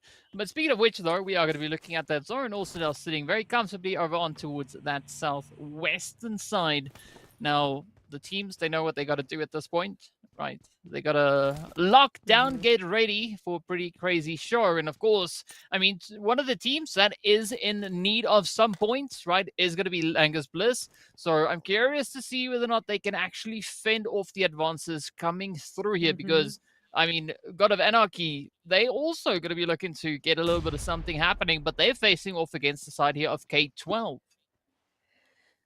They are in K12, you know, they had a really good game in the last one. They're going to be moving off of that momentum. They built in that. God of Anarchy, on the other hand, had a really rough game. They did well considering, but they really did not have a good result. So maybe that's spurring them on to a better game here, but this hot drop is not boding well for them as Banshee goes on down and immediately taken out as well. So Misha claiming that first blood there and Kamikaze kind of on her own in this off angle. Well, let's see whether or not Rexia can maybe play the upset. There's quite a bit to be desired at this point. I mean, Rexia looks to be pretty alone at this point in time. Yes, we do have the rest of the team there, but it's still a difficult one to defend. As you can see, that 3 split now happening here. And of course, we got Destina up on the hillside. Beautiful bit of Overwatch. But now, right, this is where K12 need to just fully utilize the position that they've got here. If they are successful, they're going to be smiling as much as I'm smiling right now. But, well, let's see whether or not they can get the job done. Yes, indeed. 1,000 meters for the Lakers to go. Rarely do you see such a large number on Sanhok, right? So I'm really curious where that zone's actually gone. I don't even know where we are right now. This is one of the camps, but I think it's Bravo up at the top. One of them. Yeah, it's Bravo. I'm right, and it's gone all the way out to the other side. So we're looking at a South Island finish. The Lionesses are going to be happy with this, but they do want to move over quickly. Interestingly, there's nobody over in Ruins, so they can actually, for once, have a really easy crossing. It's quite surprising to see no one taking any occupation of that. But, yeah, I'm going to be looking over onto KR and the Mad Bulls. I'm pretty sure there's going to be quite a bit of a bottlenecking coming through towards that bridge that they have right there close to them. Major Pride looking pretty comfortable up in towards that more centered region of the zone. Again, 27 plus, finding themselves in harm's way. That is not going to be a good start, but hopefully they'll be able to kind of bounce back from that, get themselves into a little bit more of an advantageous angle. Speaking about angles, though, Langers, well, they got to watch those. You can see Shockwave. They've been able to find quite a few sprays, and still there's quite a bit that they're going to have to work their way through. I mean, Shockwave now also just leaning into the side of 27 plus. Let's see, will 27 be able to fend off the advances coming through from those Shockwave? The nades. utilities are out, the hits are in. It is going to be XQ that is down already. Oh, come on. Shockwave now full sending it. Love this from Shockwave. They're really lucky that Major Pride are pushing that off angle of the 27 plus because there's no way they should be having these angles as much as they are. But they do have them and they're doing a great job. This is the momentum I love seeing from a team. And 27 plus aren't half bad, right? This is a good team, but they're just falling apart a little bit at a time against Lisa, against the rest of her squad. They do have 2, so maybe this is the reset that 27 need. But I think Lisa gonna just chill for a minute. Let's see how this goes forward. For now, that off-angle 27 plus is actually holding off Major Pride. Well, I mean, let's see whether or not I'm gonna say it's the name is Sight. Just holding right here in the compound alongside Shockwave, Major Pride. Oh, yeah, that's gonna be a pretty tough one. I mean, 27 they tried. But unfortunately, that plus got turned into a minus, and, well, they got sent out quite early on. De Muerte, though, on the other hand, ooh, could definitely look to capitalize as they've found the opportunity on Destina. But a quick response, right? Very good retaliation coming through there from them. In the meanwhile, it's going to be Lisa also just poking and prodding off into the distance. There's no stopping this one, is there? My goodness me, Lisa going all out here. Do they realize? I'm sure they realize that Major Pride are up there. They keep looking in that direction. Yeah, they know. Okay, good. It's good that they know. They don't want to get surprised there. For 27 plus, I almost wonder if this is a team that works very well under pressure and pressure by playing badly or just not playing as much as they'd like to in the first few games, right? They've had 1 point in 3 matches, and that is just an insane thing. You know what else is insane? This fight. What is happening? Lakers down to 2. Futaba might just get another one. She didn't know she was there. No. What? I mean, that was De Muerte with a slam dunkity dunk on that one. As they end the run right there. The Muerte also not just trying to get themselves batched up, but look at that! Quick sprays coming through. It's going to be up to Melita to see whether or not she can keep the team going. Fortunately, Knights also there. We did see a beautiful play coming through from Knights in the previous match. But this is Sanhok, right? It is way too luscious in comparison. Kamikaze could definitely look to play quite a bit of an upset here, but you also still got to watch all the angles. De Muerte, they now want to get as much as they can find, but the important part is, De Muerte, you got to get back into zone and not get too greedy. Yeah, 100%. It's going to be a tough one to call here. But remember, zone's not hurting all that bad because we're only just now in stage 2. DK, I love casting this so much because you get games like this where we've lost 2 teams, we've lost 52, we're down to 52 players, and it's only just now stage 2. Yes, it was a big hardship for Sanhok, right? But this is the kind of Sanhoks that we're used to with the Women's League. It makes it so much fun. But De Muerte, I have to say, made an excellent rotation up here right around God of Anarchy, and they're in zone. So it's looking a little rough for the girls over there. I mean, it's a big GG to De Muerte for the read on, like just positioning themselves throughout the zone. I mean, if they are consistent enough with holding this position, they could be locking in so many eliminations. But at the same time, they still got to keep a very keen eye on what that zone shift is going to be doing. And do say goodbye to K12 as well, as they do find themselves with a bit of an early finish right here up in the jungle. Meanwhile, it is going to be Qsei also playing a very similar position up onto the edge of zone. Yes, indeed. My goodness me, just trying to hold out Stalwart, it looks like. Oh! There we go. No. Well, that's Melzy with a cool couple more eliminations under her belt. But that is so unfortunate for Gods of Anarchy. First, you get surprised when you get into a compound, and then you get stuck. That's just very rough. So GG's, not your fault, but rough nonetheless. Melzy, though, gonna be happy. 6 eliminations for Qze right now. Ooh, I mean, they're on absolute rampage. I mean, looking at Gods of Anarchy, they still have one player left. So, not all hope is lost. It ain't over until it's officially over. And, well, I mean, we could say Mhm. a same kind of thing here for Lakers, who, surprisingly enough, they're still here, right? They're running around. Yeah. Let's see. Oh, I How did they mean, all manage right. that? So it's Langers, right? Probably helps if I Yeah. read properly, right? Oh, yes. Let's blame Yes. it. Let's blame it on a non-existent dyslexia, right? Let's say Uh-huh, that was uh-huh. the cause, but it's gonna be Langer's Bliss. There we go. There Now you go. blissfully moving around, looking to see if they can secure themselves a few of Yep. those cheeky points. I mean, they still have all four players up, but now the difficult part comes with the rotation, right? I mean, Yeah. we saw them quite up on the edge of that zone, so it is going to be somewhat tricky moving on forward, getting a successful rotation. But I'm pretty sure that they are up for the challenge. Another team that I'm assuming is also up for the challenge is, of course, going to be none other than the KR Lionesses. I mean, we did see an interesting play from them all the way back in Erangel. Miramar, it was a little bit more on the challenging side, but maybe Sanhok could be another quite exciting game for them as well. Definitely, yeah. They were looking very determined in that small clip, right? There's an energy there that you're getting off of them. They're giving vibes. That's all I have to Mm. say. They're giving vibes of wanting a good win, a solid win.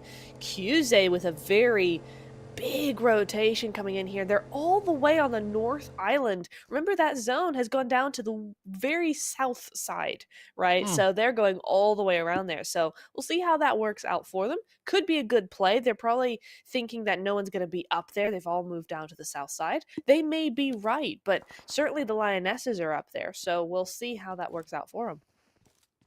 Yeah, we'll definitely find out pretty soon. Meanwhile, it is going to be AOR silently making their way through, not looking to make too much noise up into their current positioning here. And I mean, well, Mm. rightly so, because they got Langers coming through on their eastern side. They've got Major Pride just holding over on towards the west, and then of course Besiktas up to their north. QSA just about to cross that bridge and make it up into safety, and then they can put that blue juice down because well, too much of the blue juice is not all too good Hmm. for you. The Muerte though, also finding themselves in a little bit of a situation all the way over towards that Camp Charlie positioning over on Yeah. towards the southeastern side of zone. So I'm curious as to how that one is going to unfold.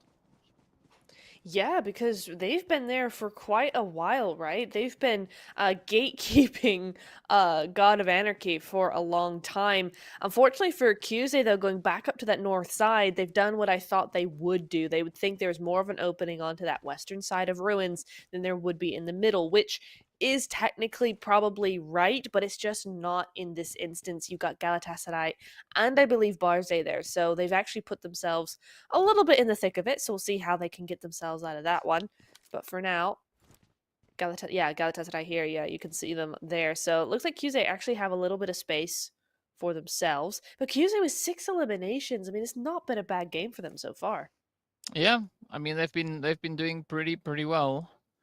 But well, now comes the challenging bit, right? Are they going to be able to squeeze Hmm. by Galatasaray and get themselves back into a more advantageous position? And I mean, aside from Galatasaray, we also do have Barce up on the hill, right? So there's quite a bit of danger just looming around the bend. Speaking about bends, though, look at this.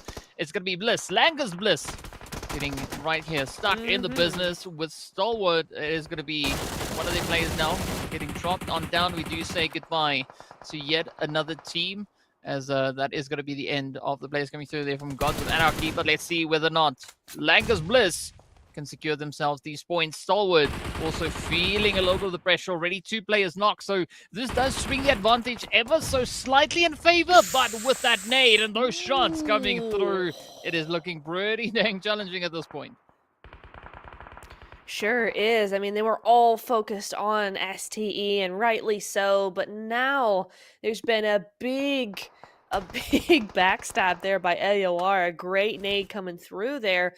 Nothing that they can capitalize on, they're gonna just have to get that res back up, but AOR silently, not so silent anymore. Langers will know that they're there. And I think you can see them just kind of starting to back off from that position immediately. Not a good position for them to have, but Demuerte might cut them off here. Come on. They're now trying to make something happen, but instead it is going to be Knight saying good night as the vehicle goes up in flames. Demuerte and trying to pick up a few of the pieces here. It's going to be Langus Blizz pushing on forward. Oh, GBS just ripping through the side. Absolute rampage coming through here from Sesha, but a quick nade to bring an end to that. Then Muerte now going to be looking to bounce back. As you can see, Deftelka also trying to come on in. Coming through pretty clutch with that S12K. Oh, and that is it. It is done. Then Muerte leave with 3 elims, but look at that. Langus Blizz now up to 5. What was that? Brilliant stuff coming in there. Massive clutch that should have been Demuerte's. They had the advantage there, but man, Langer's not letting that stop them at all. GG's there. Shockwave still in Sami, though. Look at that health. And Madbull's now looking... They look like they've switched places. I mean... Good try coming through there from Tori, trying to get herself patched up and continue with the fight. Unfortunately, the Mad Bulls were not having any of that. Ooh, gotta watch out, Lisa. Whoa. They're gonna come for you. Laura has spotted you, caught wind.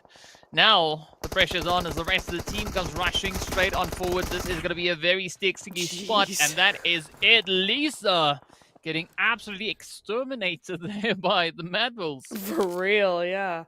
100%. GG's though. Shockwave did a great piece of gameplay there. They do go out a little earlier than they might have hoped to do. Galatasaray playing quiet. Remember what happened last time they played quiet, DK? They won the whole game. So one to watch for sure. They're just keeping to themselves for now. AOR getting pummeled there by Langers.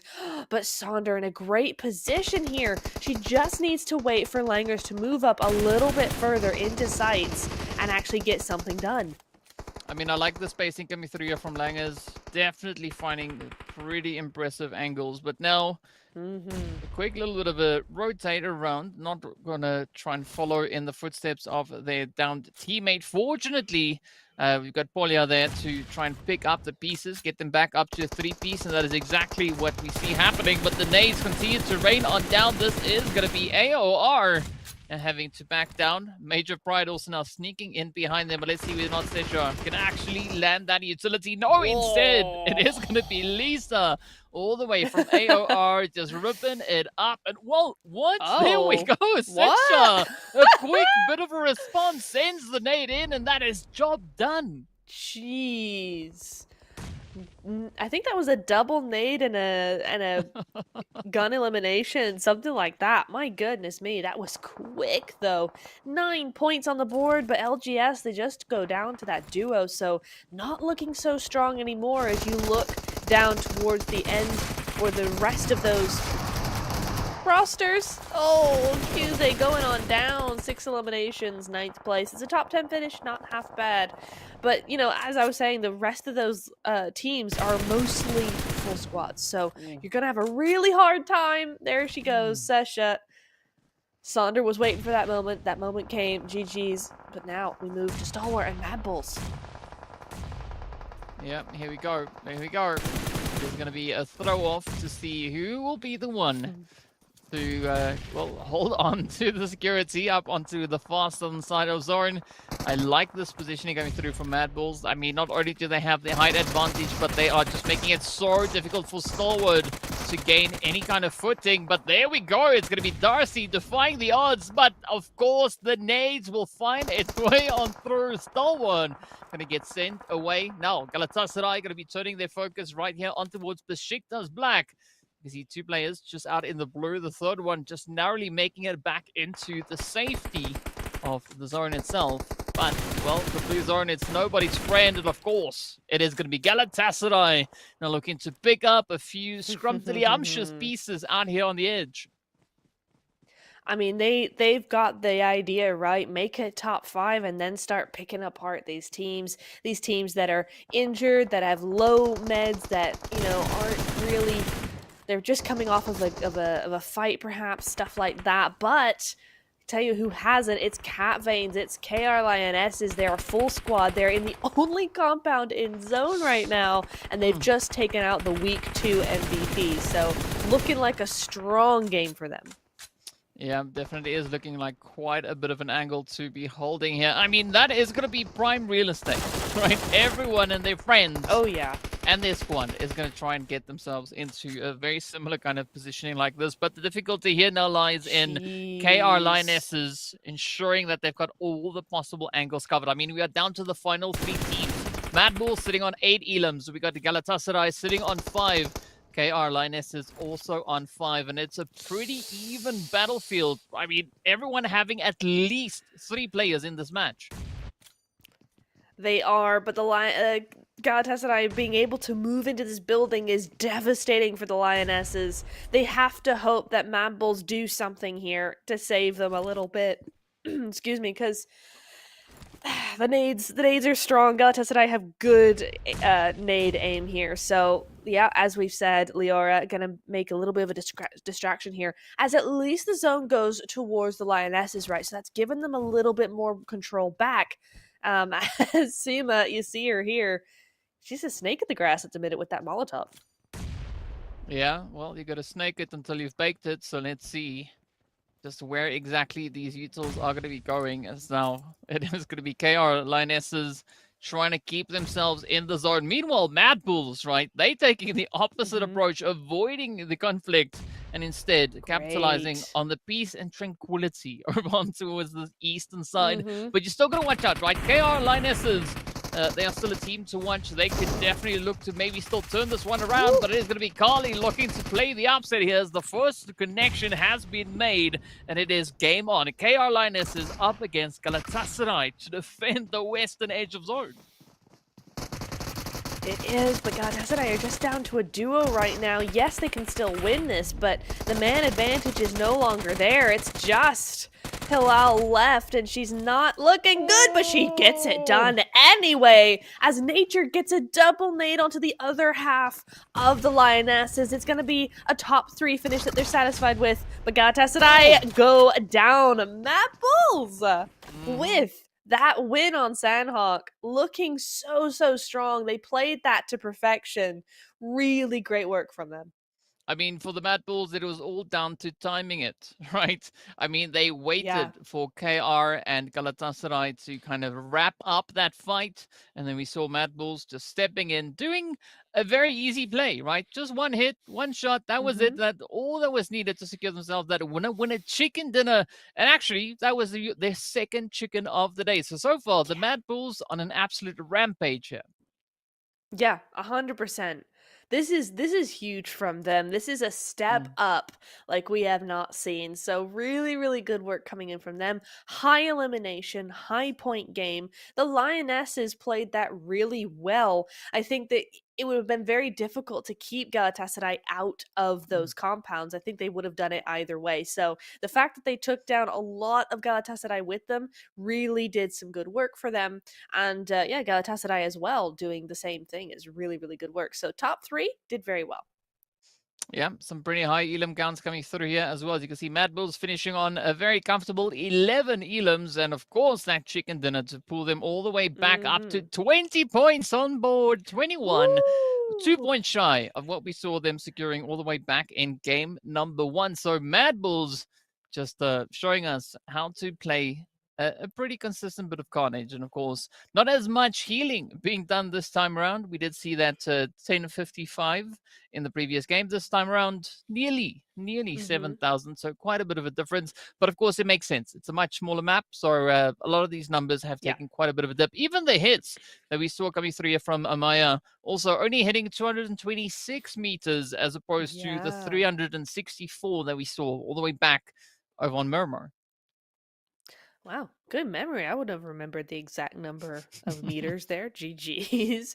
But yeah, Sesha, come on. After that against De Muerte, it has to be Sesha, right? 5 knocks, 5 eliminations, 0 assists, and very efficient with her eliminations as well, right? 556 damage, not a whole lot for those eliminations. So really good, clean, efficient work from her. GG's.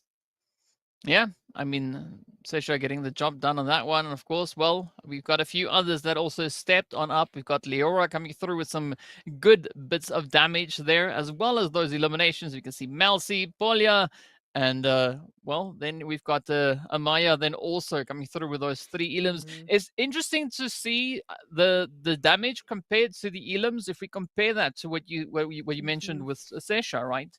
Uh, Mhm. 556, 5 eliminations. As you said, very little wastage coming through here. But again, it's Sanhok. If you see something move, you got to shoot at it. That's just the way it works. Yeah. Yeah, exactly. We see a lot of that coming through for a lot of these teams, right?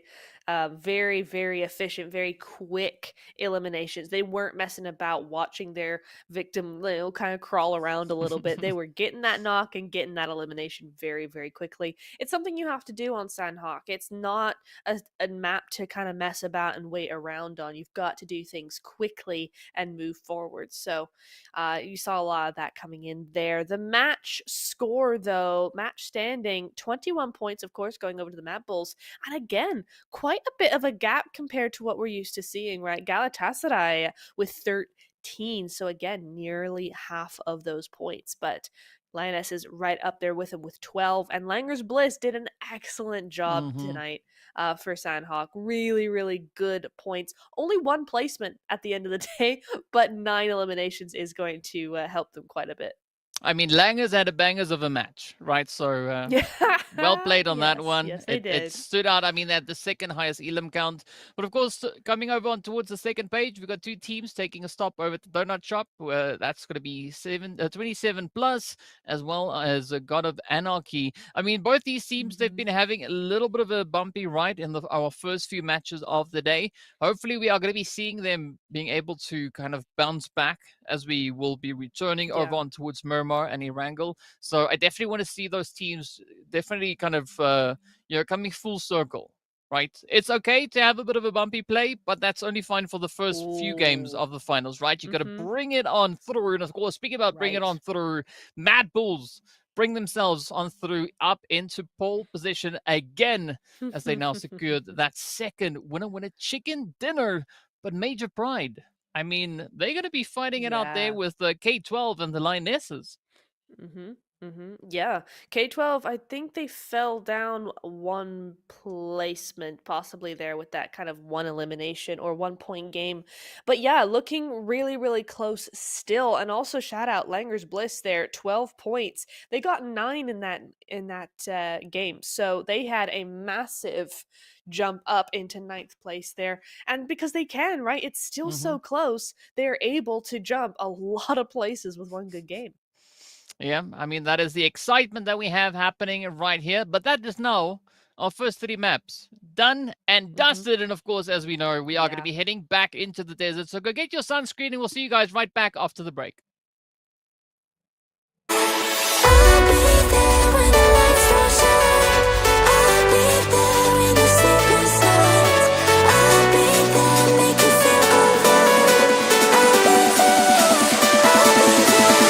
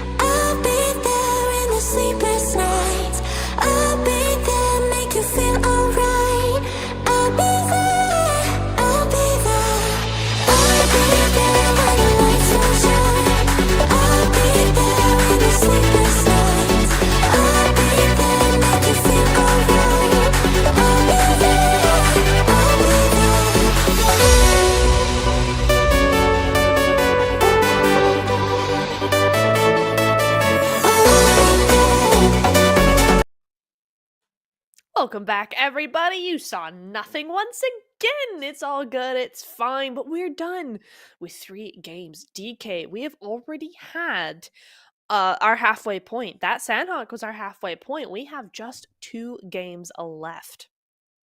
Yeah, I mean, green means go, and we still have 2 more maps to go. So, yeah, next up, we are going to be venturing straight back into Miramar to see, will Galatasaray potentially, maybe, clutch yet another winner chicken dinner as we get back? Because as we know, the Mad Bulls, they are on a rampage. 2 winner chicken dinners under their belt.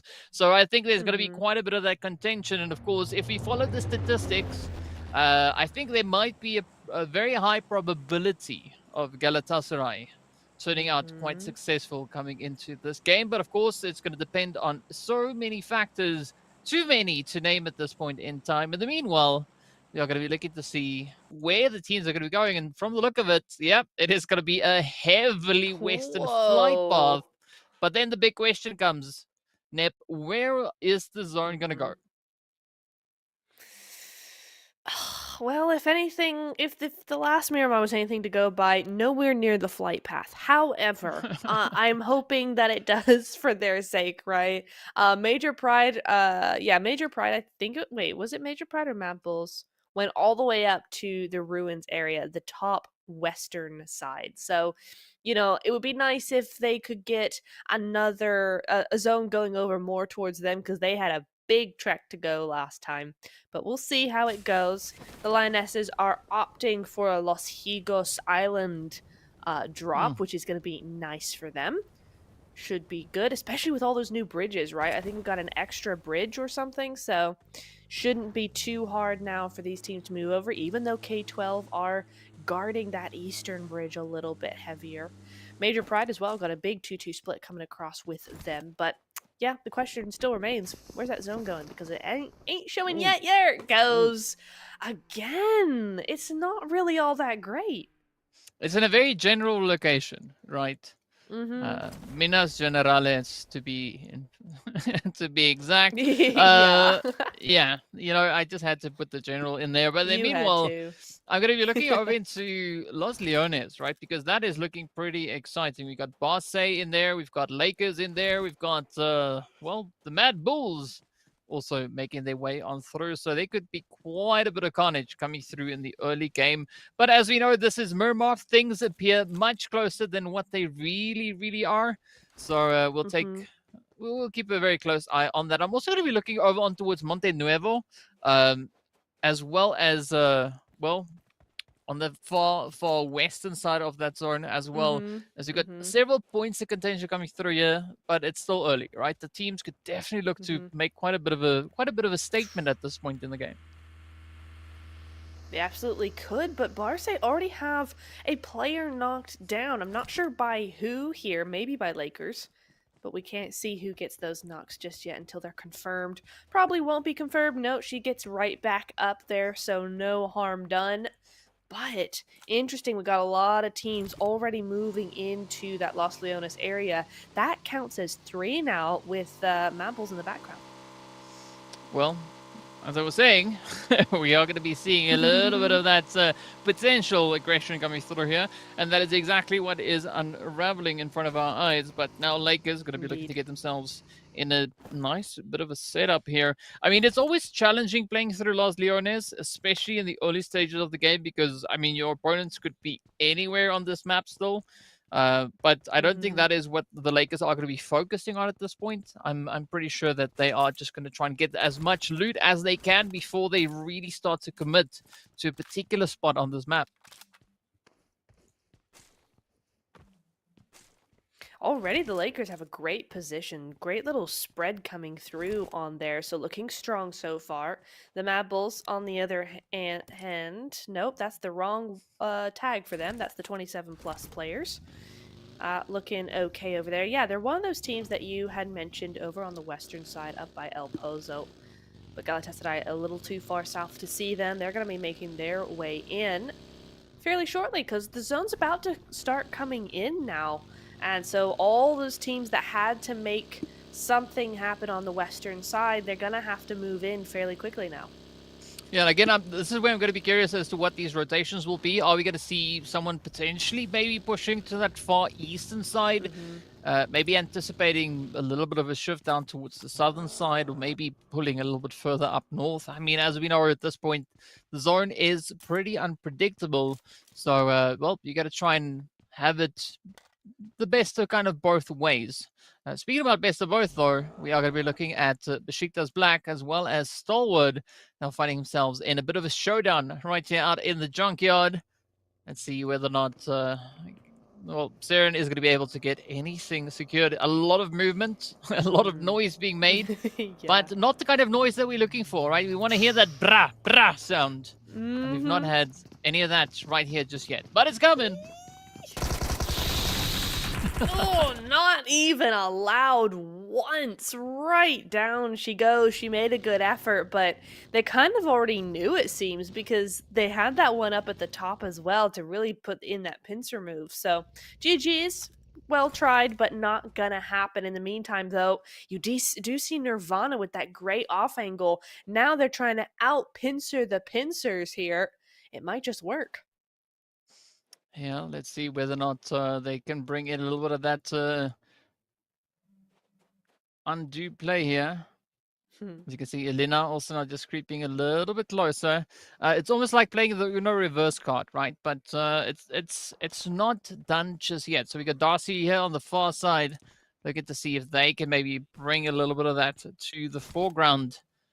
But still, a very difficult spread now that Stalwart needs to kind of work their way through. And I mean, for Besiktas, this is just looking pretty golden at this point in time, right? They've been able to move in, assert themselves in this compound, and not really making it all too easy for Stalwart to get a good angle on them. No, these buildings are really hard to find an angle through, I have to say. The fact that Alina knows there's somebody up there as well. They had to have known that STU going to be up there probably, and looks like Nirvana knows she's not going to get an opening. They are going to move out of that space, so it looks like her teammate will go unavenged, which is unfortunate for her.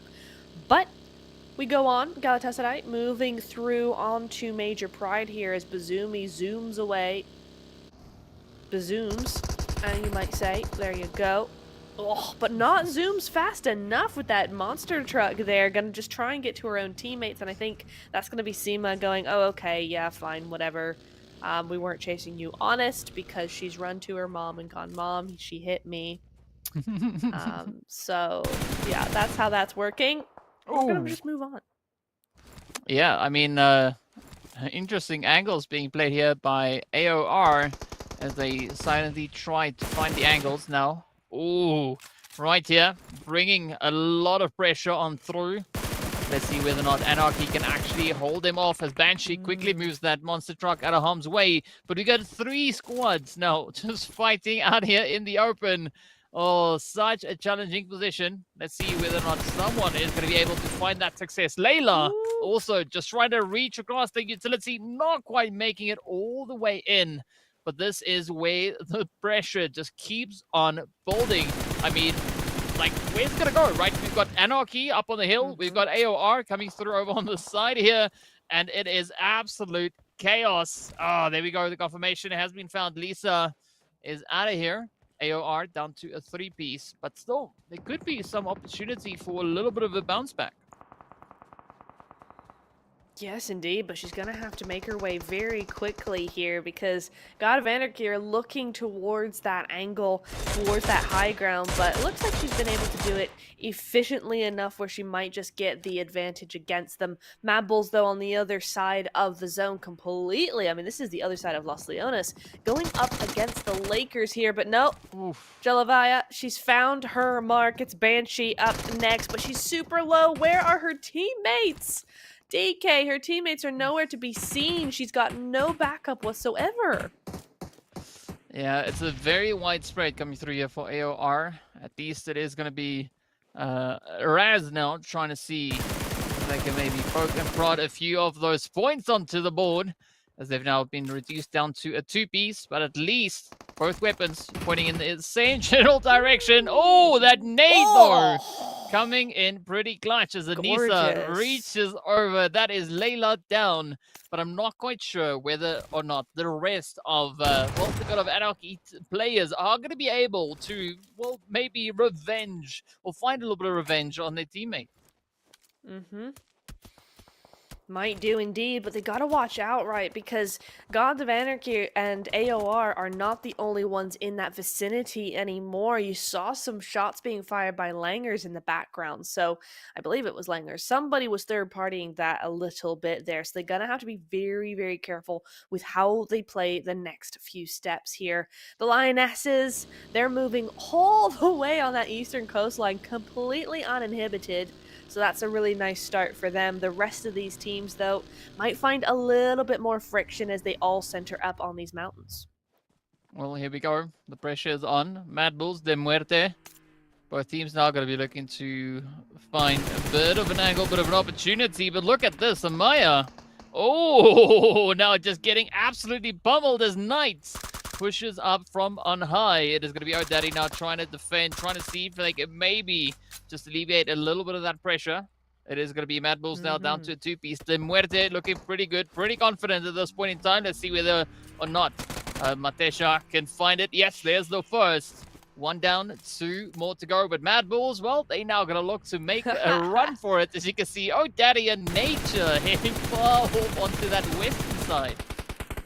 I mean, fair enough. They don't want to go down hard after this win streak they've been having, these successful games. They're just down to 2, but you know what? We've seen duos do some great things before. So I appreciate the survival that they were prioritizing there, but yeah, they ran real hard, and that's okay. Moving over to Galatasaray, though, up against Major Pride potentially soon here. But interesting, Galatasaray, they've got a very open position, right? But it's unlike them to be so low down. Yeah, I mean, it is quite interesting and a little bit surprising at the same time to see that be the case here. But, well, let's see whether or not they will be able to fix that moving forward. In the meanwhile, we could maybe see a little bit of something coming through here between Shockwave and, of course, the players there from the Langers that we just saw over towards, well, I believe that was the western side, if I've got my compass the right way around. Darcy also going to be looking to just secure themselves. I mean, we were talking about this before off camera, right?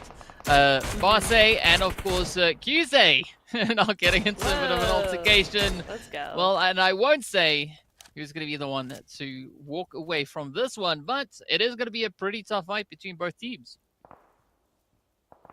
Well, I'm wondering where Besiktas are then, because they should be here somewhere. They were holed up in that compound above this area last time I saw, but I don't see them on the mini-map at all here.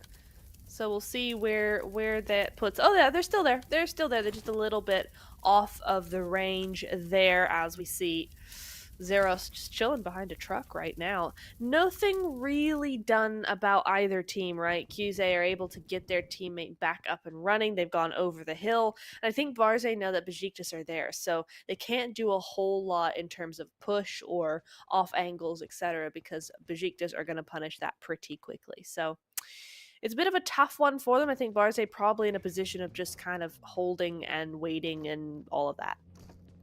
I mean, as long as they're ready to take the fight, I mean, there's nothing wrong with the strategic delayed rotation. So let's see how that one is going to pan out. Another interesting development that we've got is Galatasaray and Major Pride that we saw pretty close together. Besiktas still going to be holding up onto the top here in the junkyard. I mean, I think it was Besiktas that we saw a little bit earlier, firing the hits down below. As we still have AOR now locked down where we saw them last. So it makes perfect sense. But now something's going to happen, right? We are looking at that stage 2 that is coming to an end. We're going to have the stage 3 being revealed pretty soon. And I'm expecting that shift also to bring with it quite a few challenges for maybe 1 or 2 teams, right? All depending on where exactly this next zone shifts to. Oh, the shift has come through, as have UC, the first UC of the map 300. To be precise, you can go ahead and grab that on the Midas Buy website. As Besiktas move forward into the new zone, it's shifted up to the northeastern side. And look who's in it. It's the Lionesses. They were on Los Higos Islands, but they've moved around to the north side. And now they are up against Langer's Bliss potentially very soon here. Shockwave also trying to make an appearance on that northern front. This could get very spicy, but not as spicy, DK, as that south side. Oh, I mean, we see a mass migration of players now trying to get themselves positioned up into the zone. I mean, K12 could maybe have an interesting position if they can get to the east quick enough ahead of the players there from QSA and, you know, everyone that is still rushing up right behind them. But, of course, we are going to be looking at, God of Anarchy as Banshee is going to get battered and bruised. And, of course, that UC that you saw up on the screen was worth 600, so be sure to get your hands on that. It is going to be first come, first serve, fastest fingers first. And in the meanwhile, it's going to be Darce now looking to see if they can maybe find a little bit of something happening here. We got AOR still pretty locked in. They've not moved an inch. I mean, they've been moving around in the compound, sure, but we haven't seen all too much as they've now decided to take a little bit more reserved approach. And in case you missed the 600 UC, here is 300 UC as well, as we wait to see what the K12 ladies are going to be doing, knocking on the doors, looking to break down a few of them. And of course, well, up comes the rush. Yep, that nade was good, so this has got to be the push, right? They do get that one. Akulka does go down. Now Rexia, Sidar, they both have to heal up very quickly here. A good nade would be a disaster. This could be it. This could be it. Ooh. Oh, too short. A little bit of Cooked fireworks. a little too long. Put it in the slow cooker, not in the fry pan. Yeah. Shame. Yeah. That's 100% what it was. What it also is 1800 UC up on screen. So yeah. Be sure to get it. If you missed 300 or 600, I mean, why not get yourself 1800? That is going to be a very comfortable one. In the meanwhile, it is going to be K12 not going to be finding themselves in such a comfortable position as the rush comes through now from Lakers. A quick little bit of a strafe, and that is it. The Lakers getting dunked on, and off they go. Yeah, it was a little bit, wasn't it? That's unfortunate. Just not able to hold that push together. But Major Pride not being that way. They have got a good, strong squad. 2-2 split coming in here. Too close, too far. And in a really, still a really good spot, right? 27 plus down below them. De Muerte as well. We've yet to see a lot from De Muerte, I have to say. They had one really good game, but apart from that, we've not seen them all that much. I mean, you speak about De Muerte, and there we can see them losing yet another player. I believe they are down to 1, as they are now going to be looking to just survive as best they can. It is going to be Knights. We did see some good things coming through from Knights, but speaking about good things, it's going to be Letty. Now letting loose, just ripping on through, finding a beautiful opening into the side there of 27 plus. So got to watch out. We can see a few other players lurking just off in distance. That, of course, is going to be Major Pride. But let's see whether or not Letty is going to be able to secure that final hit. The Mad Bulls are also going to be looking to make a little bit of magic happen. But Letty going in to get the job done. It is now up to 1 player left for 27 plus.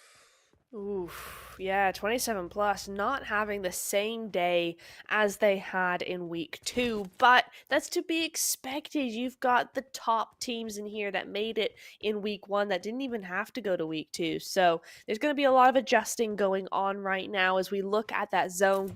Hard shift again back over to Junkyard. So a lot of teams going to be fighting for not a lot of property here. It's a rough spot to be in.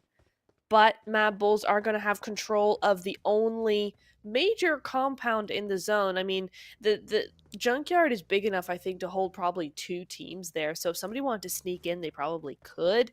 But QZ does spot 27 plus there, just moving on out. But Mad Bulls take out De Muerte.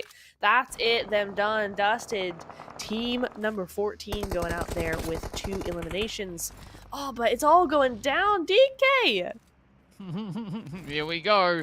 QSA now still trying to lock down. As you can see, Besiktas Black also now knocking on the door, pushing on forward. But there we go. Major Pride bringing in quite a bit of a contribution, helping to alleviate the pressure here. And see whether or not Letty is going to be able to find yet another play. The pressure is on. Oh, there we go. It's out. Is it going to find its way? No, Elena a little bit further down the hill. So let's see. QSA getting ready for the push, getting ready for the rush. Mousy just going to be dipping into that blue. But here we have it. QSA already with 3 elims up. Will they find even more? Entirely possible. They're looking good so far. They've held off a couple of similar attacks, so Purple should be able to fend this one off. But those nades could be really good. Besiktas not too shabby with their nades. That Molotov's better, though. Ooh, nice send. There we go. The shot's now starting to connect on through. Besiktas having to get themselves back out of the blue.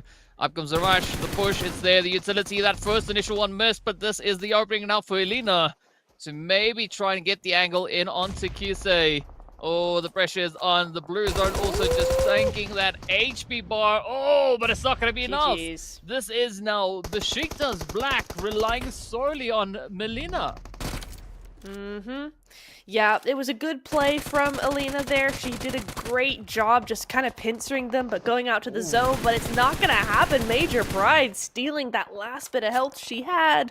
And now they are down, they are out, but a good play nonetheless. Now it's down to Langers and Stalwart. Right now, Protosovka, she's got the best angle here, but the Langers, they've got an angle too. They're able to get that res back up. Let's see what they can do with it. Well, the pressure is going to be on Mad Bulls. Also now holding on with their duo here. Looking to see if they can fend off what is left of 27 plus. Ooh! Stalwart trying to get up in front into the aggression here, but it's going to be Langers now looking to rush on forward. Quite a bit of utility getting deployed. You see the smokes now popping all over the place. We do say goodbye to K12 as they will get sent on through, but it is now go time as Stalwart CIS girls are going to be looking to see if they can clutch it up. Langers, they played a phenomenal game in the previous match, but is it going to suffice for this one? Mad Bulls also now still trying to pick up the plays. 27 plus getting sent back, and not a single Elam, but look at that. Langers coming in clutch against Stalwart. I mean, I'll give them that Stalwart haven't had the strongest day so far today, but Stalwart should have had that in the bag, but I think they just tried to push a little too early. They should have pushed across rather than down, and they just didn't end up doing that. But the zone shifts again to the southeast side. This is the trajectory we're kind of on now, and now the Lionesses can actually move into that junkyard space, right? They have those compounds for themselves. Oh! Tolfida's not going to be the MVP of this match, that's for sure. My goodness me, down she goes. Cara Amelia getting those last bits of health off of her. Thank you very much, those are all mine. But Apple's also sneaking into the Lioness's position. Could be pretty exciting. Up comes Galatasaray, looking to see if they can get themselves in. Carly having there's a pretty no tough way. time. Cara Amelia What? getting dropped on down. Let's see whether or not Tori can help bringing their teammates back into the fight. Quick reposition as the blue zone has now snuck up right alongside them. Still got to watch the angles down below. A very challenging position here for Shockwave now to work their way on through. It is going to be Major Pride just putting on the pressure. And of course, Galatasaray hanging in the way. You are talking about a sticky situation. This is one right here. Oh, that's insane. Oh my goodness me. But at least, right, these teams will be fighting over their heads, not necessarily looking down below. That's the one major aspect of that low ground that's useful. But Major Pride going at it with QSA now. Oh, and Rose does go down. So QSA doing excellent work here. Yeah, but the pressure is on. Major Pride already sitting with 8 eliminations. They are going to be looking to bag a few more, but Purple just on the money with the utilities here. I mean, Melcy Oh! did run into quite a few problems, but look at this. AOR also now bringing in their own contribution to the carnage. Major Pride now having to decide which way they want to take this fight because there is so much just happening all around them. But I mean, surprisingly enough, Nep, we don't really see any team currently holding on to zone. No, they've all kind of lost focus a little bit as the zone continues to not really, I mean, I suppose it's just now centered up, but it's been going hard shift for a long time here, and it's not really wanting to stop at all. 8 teams still alive, stage 6. There's 17 players, one of the lowest counts of players we've seen so far in the finals, and now it's got Tassadai's turn to move in and be taken out. Carly going down to the zone there. Lisa somehow still around. Not much health around, but she's still taking those fights. Yeah, well, there we go. Galatasaray is out of here, as is Major Pride. And we've lost quite a few teams now, as you can see. AOR also getting eliminated. Down to the final 5 we go. The only team with 4 players on board is going to be none other than the KR Lionesses. I mean, this is their game to win, right? They've got the numbers. They might not have the elimination count yet, but they could definitely swing everything in their favor. So let's see how this one is going to pan out for them. In the meanwhile, the KR Lionesses now getting a little bit more active, starting to prep those utilities, trying to clear every potential angle. It is going to be Hate Me that will be found, but the game is on. I mean, there's so much here. They're still trying to fend off 4 other teams. Yeah, this is a real nasty position, to be honest, because they're in a spot where all the rest of the teams are able to look down on them without really exposing themselves to each other. So gonna be a rough one for them. Maybe if they can just bide their time a little longer, they can wait for a team to start fighting with each other, which seems to be what's happening now. Shockwave versus QZ there. QZ, I think, going out there with that double nade. Beautiful stuff from Shockwave. That gets actually rid of the Lioness's main competition. Yeah, and now it just opens the floodgates for the Lionesses to come rushing on forward. Tori is still going to be quite a bit of a nuisance up on the edge here. Beautiful bit of high ground control that we are seeing here. But let's see, will this suffice? I mean, Shockwave now hitting those double-digit elims. It is going to be Nature trying to make a push for it. Does instead find quite a bit of damage. Not enough to knock them down. But the Lionesses going to be feeling all the pressures. You can see the 2 opposing teams focusing all their effort down on them. It is going to be Mad Bulls coming through with the bombardment. The Catface, though, coming through clutch as they do find the first one, but gets hit on down in response. It's going to be Nature now about to be met with an opportunity to bring their team back into the fight. And the same can be said here for Shockwave. Yeah, super close. Each of them doing major damage on each other, right? But everybody's gonna have this reset up and running. 20 seconds until stage 9. There is not a lot of time to get things done. Luckily for Shockwave, they've still got some utility in the bag to do some damage. Well, let's see whether or not Amelia can get the job done here. Trying to play the range game, trying to rain down utility bombs and everything else they can find. But there's still going to be quite a bit of a play to be made here. We still have Mad Bulls holding on towards that eastern side. Shockwave now not going to be looking to relinquish control. Oh, there we go. It is going to be a slam hit. Now, even more pressure coming in on towards the Lionesses as Shockwave now spring into action. It is going to be one player, but it will not be enough. It is instead the KR Lionesses coming in clutch, getting their hands on that very much sought after winner chicken dinner. Yeah, really good work from them. That was a really tough ridge to actually play from. So nadeable, so open in pushing up over it. It was so open that so many of those teams could look down on them, and they still managed to get the job done. So really good work on that synergy, all that communication to help each other, spread out a little bit and try and get as many as possible to try and find an opening. They did manage to do that in the end, and they won the game. So really good job from them. I mean, it was a pretty challenging position they found themselves in, right? As we saw, Shockwave being absolutely relentless on the high ground, and of course, to add to it, we had Major Pride also trying to play quite a bit of an upset, but eventually, well, they were able to do what needed to be done, and of course, that was to secure that winner chicken dinner. But we did see quite a few interesting performances coming through on our second Miramar of the day here. I mean, a Mm-hmm. beautiful bit of a change up, right? Galatasaray also playing up into the late stages of the game. Unfortunately, not being able to convert yet another chicken dinner out of that. But of course, it is going Mm-hmm. to be the KR Lionesses walking away with those 13 glorious points coming their way. 3 eliminations? There is no way that is all they got. That is crazy.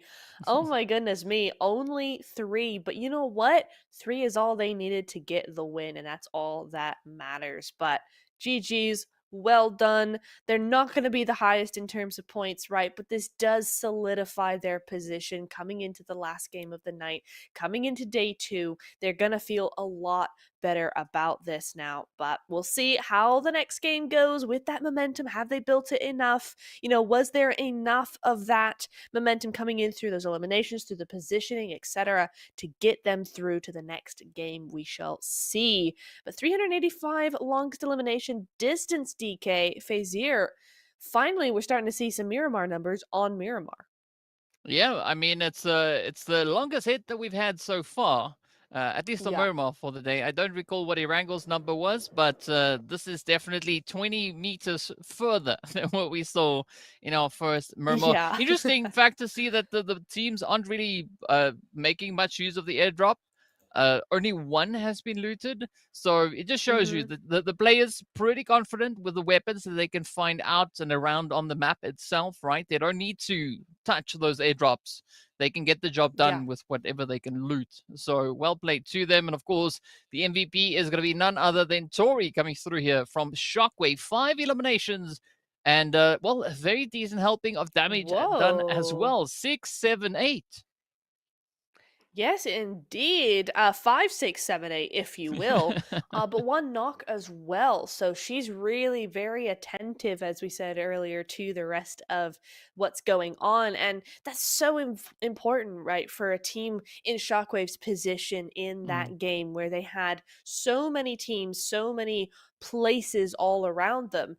And that initial spot coming into, I think, phase 7 or something like that, where them and Galatasaray were very, very close to each other, and then Shockwave nearly went out against Mad Bulls or somebody like that.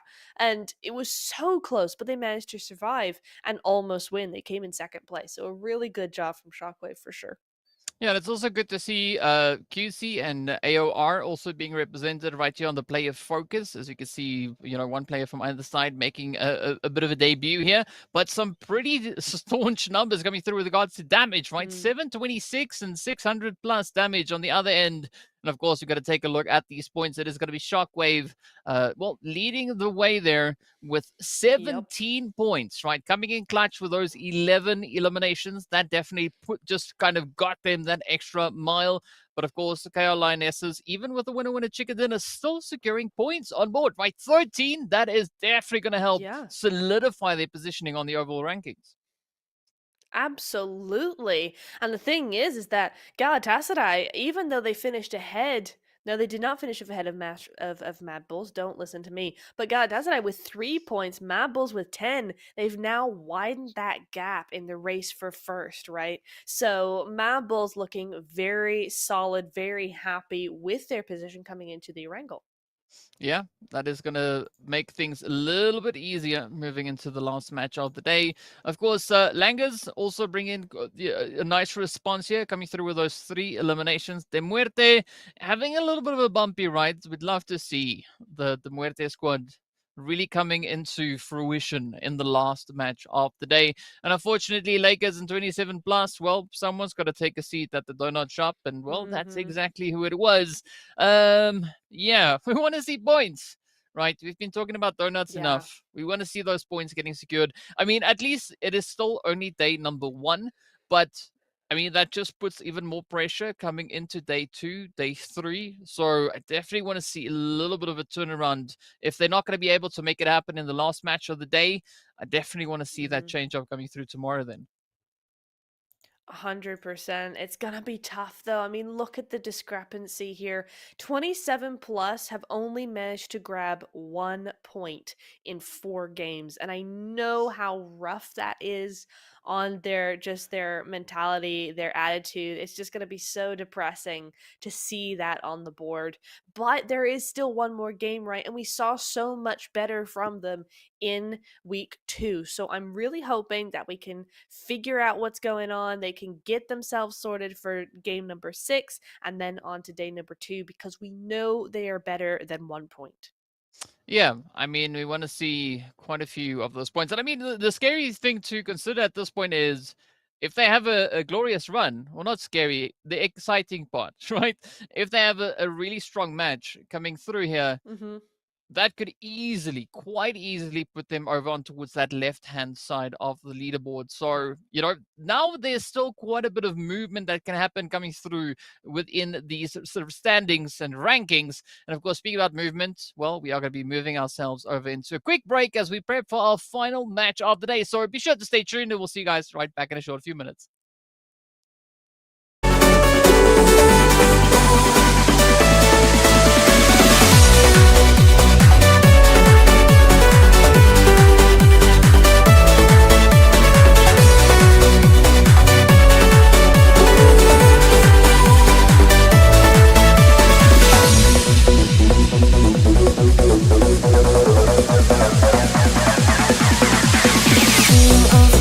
Looking at me like you're scared, baby, come on over here. I wanna fight now.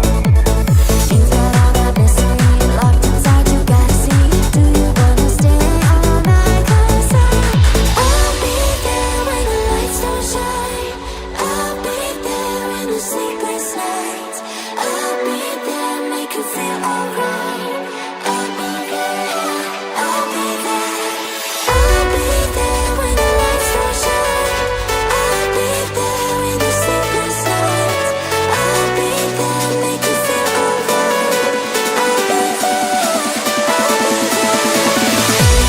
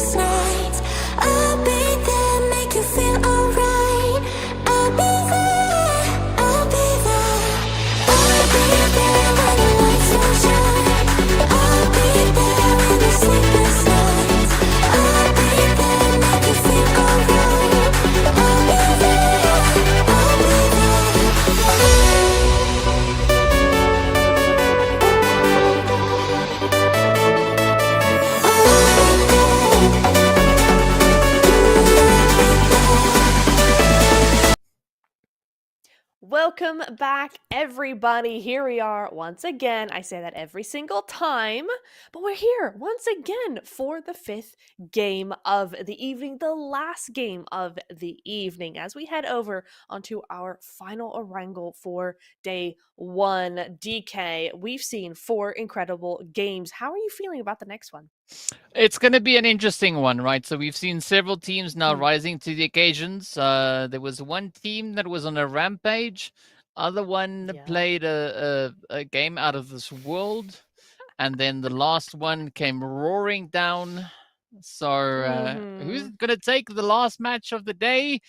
I have not a cooking clue, but I can tell you it's going to be a very hot and very sweaty Erangel once we make our way into that, which of course is right now as the match starts. And we're going to look to see where that flight path is going to be taking us. And of course, it is going to be starting all the way over on the west, heading down to the south. Yes, okay. All right, this isn't the worst zone we've ever seen. This plane path could lead to a nicer zone as well, but let's have a look. I have a feeling, DK, that this zone, or this game rather, is going to be a little bit quieter than the ones we've seen. I could be wrong, but you know, Erangel is kind of the base map, the one where these teams are most comfortable, so they may just decide to play it a little bit slower, use their terrain a little bit more, and we could see maybe a little bit of a breather from all the action we've had so far tonight.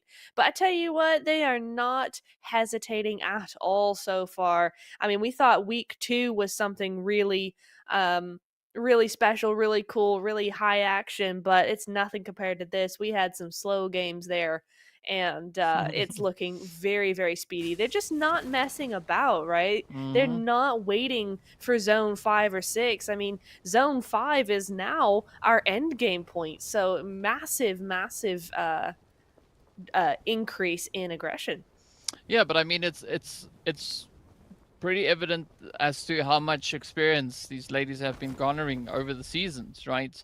I mean, if you look back at the kind of gameplay that we saw in the beginning versus what we are seeing now, it's a vast improvement. And I mean, it is so amazing to see the growth and everything that you know, has come to fruition here. So the team's definitely getting right down to business. Not going to be waiting around for any plays to find their way on in. Of course, we got our first little bit of hot and sweaty action right there. We said goodbye to our first player already. So let's see where the next bit is going to find its way on through. Galatasaray, according to what we see over on towards that far right-hand side, has also taken a little bit of damage. But ooh, a little bit of contention coming through for Cube now. Ooh. Come on, 27 plus. They gotta be able to do something here, but they're just not. They fall, all 3 of them, 27 plus. Why? What for? And where art thou? Oh my goodness me. XQ, this poor woman, just gonna have to be on her own for this one. Oh, that is heartbreaking. Not even 40 seconds into game. I mean, like, you can respect the push that they were attempting at that point. Unfortunately, it didn't go exactly according to plan, unless that was their plan, which I believe not to be the case at this point in time. But yeah, it is going to be putting quite a bit of pressure now on XQ to see whether or not she can actually pull it through all the way to that very late stage of the game. I mean, as you said, rightly so, we were just a few mere seconds into this match, and already a very devastating blow getting dealt to the side of 27 plus. While looking at Lakers, we've got a very comfortable setup all the way down here in the Millie base. Nobody here to contest them. They can just go about their business, get as much loot as they can carry, and then start moving on through. God of Anarchy? Yeah, things looking a little bit on the scarce side. Yeah, a little bit. I will mention that XQ for 27 plus, right? We saw her multiple times on that longest elimination distance. So if she's going to have to be a solo, she could actually do quite well in getting a few extra points for her team with those long range weapons. So we'll see how she goes. But We're on board with Bajikta, 1,700 meters, 4 seconds rather, to get into zone, or until the zone starts moving on in. But they're over in Milta. They're big chilling at the moment. They got a while to go. They got a few hundred meters. I will give them that. But there's not a whole lot of teams in their path, so they should be okay for now.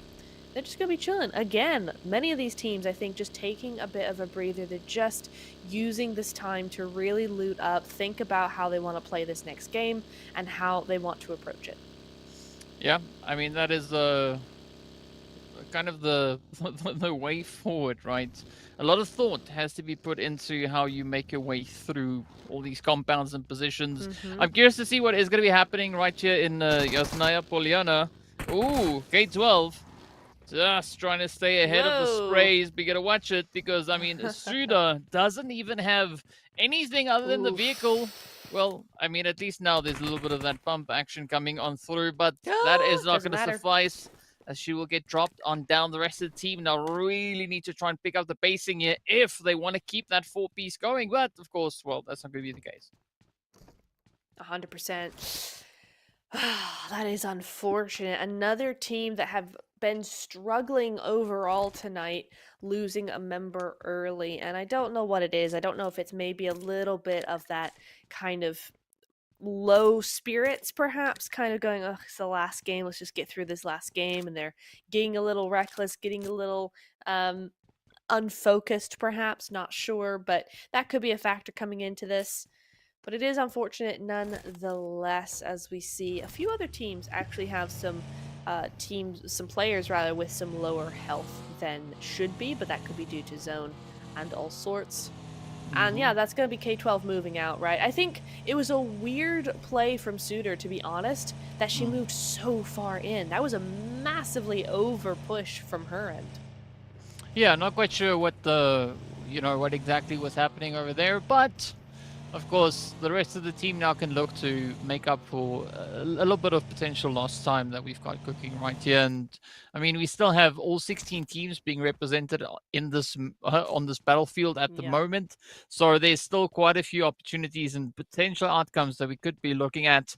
But essentially, it is looting phase. Aside from the little bits of carnage that we've had, it is still looting phase, as the teams are going to slowly start and kind of wrap that up, look to get themselves positioned, especially looking at a team like God of Anarchy. They also still have quite a bit of ground to cover. I mean, just over 1.5 kilometers to go. And of course, the zone sitting all the way on that far western side. There's several actual positions that teams could look to take occupancy of, right? We've got Everest in play. We've got quite a few angles surrounding that. So I'm curious to see where these rotations are going to lead these teams to. Yeah, God of Anarchy playing this one really slow, and Prison is pretty well known for not having a whole lot of vehicles. Maybe they did their vehicle shopping beforehand. That is the dodge I wanted and could not get, so GG's them. But it's going to be interesting to see them do it so late. Stalwart, love this from them, right? They're looking for a really good game here. They've been struggling so far. And this could actually really get them where they need to be. It's inside of zone. It's the highest ground you could possibly get, possibly aside from Stalber, but this is the highest ground on the map, and they should be able to hold this one effectively. Yeah, I mean, it's a good spot, right? Everest definitely lying quite a bit of a vantage point, especially up to the north, the south, the west. Of course, it depends on which side you're standing, but this is going to allow for some rather effective responses. In the meanwhile, we do see a little bit of that bridge camp getting set up here by the Lakers as well, waiting in anticipation to see if anyone is going to dare venture across. And the nice thing is the zone's also not too far away from them. So it's early stage. The blue zone is just going to be a slight little uncomfortable tickle that's going to be happening right here. So yeah, there's still quite a bit that the teams can still make happen at this point in time. Curious to see, though, where our next engagement is going to come from. Yeah, because no one's really all that close to each other, right? There's a lot of teams out on the open side. Unfortunately for whoever's down there, De Muerte, I think they've got both exits covered, and right now, Kyuze is trying to gatekeep this position, but I don't think it's worth it at this time, right? De Muerte need to move over to the other one, take their chances, do whatever they need to do, and Kyuze just need to get out of dodge. It's not worth being that far out in the zone for. Yeah, I mean, it does complicate things ever so slightly. I mean, a bridge camp is nice and all, but you got to time it right. And, you know, having a blue zone bridge camp sometimes it proves to be quite the challenging play. I like the rotation coming through from Barse up towards the north. I mean, as we can see, that whole northern side is essentially open for the taking. So I'm curious as to where they're going to be looking to get themselves situated. Hoping to maybe see a little bit of a more strategic play, as you can also strategize how you would be spending 300 UC. Get your hands on the code, just saw it on screen there. If you missed it, pause, rewind, and you can claim it up on my display. But yeah, let's see where Lakers are going to be looking to rotate. They need to rotate smartly here. Another team that have been... Oh! 600 UC! 600 UC, go grab it, go grab it. No matter how much you lose in game, 600 UC will get you looking cool while you die. That's how PUBG works. It's great. We love to see it. But yeah, Lakers need to really rotate smartly here. They've not had a great run so far tonight, and they just need some points. I think a lot of teams just need a few points, any which way they can get them, so they're playing it a little bit slower. Besiktas over in the Ruins area, this is the best part in Ruins, but I tell you what, DK, Ruins, I absolutely hate it. It's just death to me to be in here. I don't know why. It just is. I prefer the church over there more than this position where we see Besiktas currently positioned. So, yeah, in my opinion, the church is the better spot to be. And of course, well, 600 UC is also better than no UC. So be sure to get your hands on another dose of UC finding its way on through. We've already seen 3 of them come through in this match. So, yeah, there's no shortage of opportunities to grab a little bit of that UC. In the meanwhile, we are going to be looking over on towards the Langers. Bliss holding just on the foothills of Everest. Well, the foot of Everest, rather. But we see Major Pride also just towards that southern side. So this is where Langers needs to be very, very careful, right? If they make too much noise, they're going to get rushed from either the north or the south, depending on how bold these teams are feeling at this point.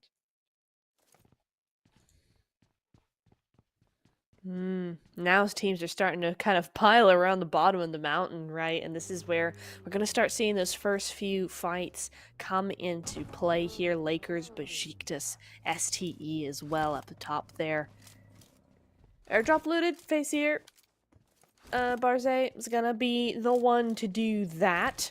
We're gonna start seeing maybe a little more action. You know, I said they were gonna take it slow. I didn't mean this slow, because goodness me, this is taking a while. Stage 2, and we've not even lost any teams, right? We just lost 3 from 27 plus, and a couple other stragglers are along the way, but still looking okay. A big split coming in from Besiktas. That's fair. That's fine, but teams are going to start moving in, and they want that information. Lakers now moving in. Mad Bulls on one side, Lakers on the other. STE somehow just really got pincered. I mean, yeah, that's a thing that happens in PUBG from time to time. Now, let's see how Lakers are going to look to apply themselves here. You got to be careful because, well, we can see Mad Bulls up ahead over on towards that western side. Of course, we still know that there's quite a bit of presence over on towards the southeastern front. So this could actually erupt in a potential square of despair, right? We got the triangle... You know, the triangle of doom that comes in sometimes, but you got to watch out for those squares because, you know, that one will get you. Well, of course, there's another team just to the north. So we got 5 teams in and around Everest. I mean, this is going to be a very sweaty point to contend. Yeah, 100%. Makes me wonder, that they think that the zone is going to go up to the north side, because we are going to see that zone pop in just a second. But with 5 teams all up onto the north side, it is interesting to see how the lobby in general is predicting this next zone. Well, I meant south. Never mind. South. I meant south. I said south. Sure. Go back, you'll see I said south. Mm. And they were right. Well done. GG's. It centers up over Mount Everest, and everybody's going to have to clamber on in. The north side looks like absolute just villainy. I mean, it's going to be a pretty crazy play that we have coming through here. I mean, Mad Bull's pushing in from the west. We got Major Pride holding nice and steady on that southern side.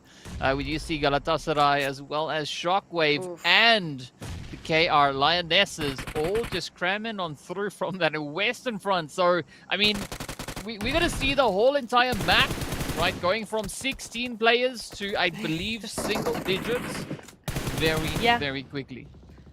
Oh yeah, I'm giving it 3 minutes tops, to be honest. Like, this is insane.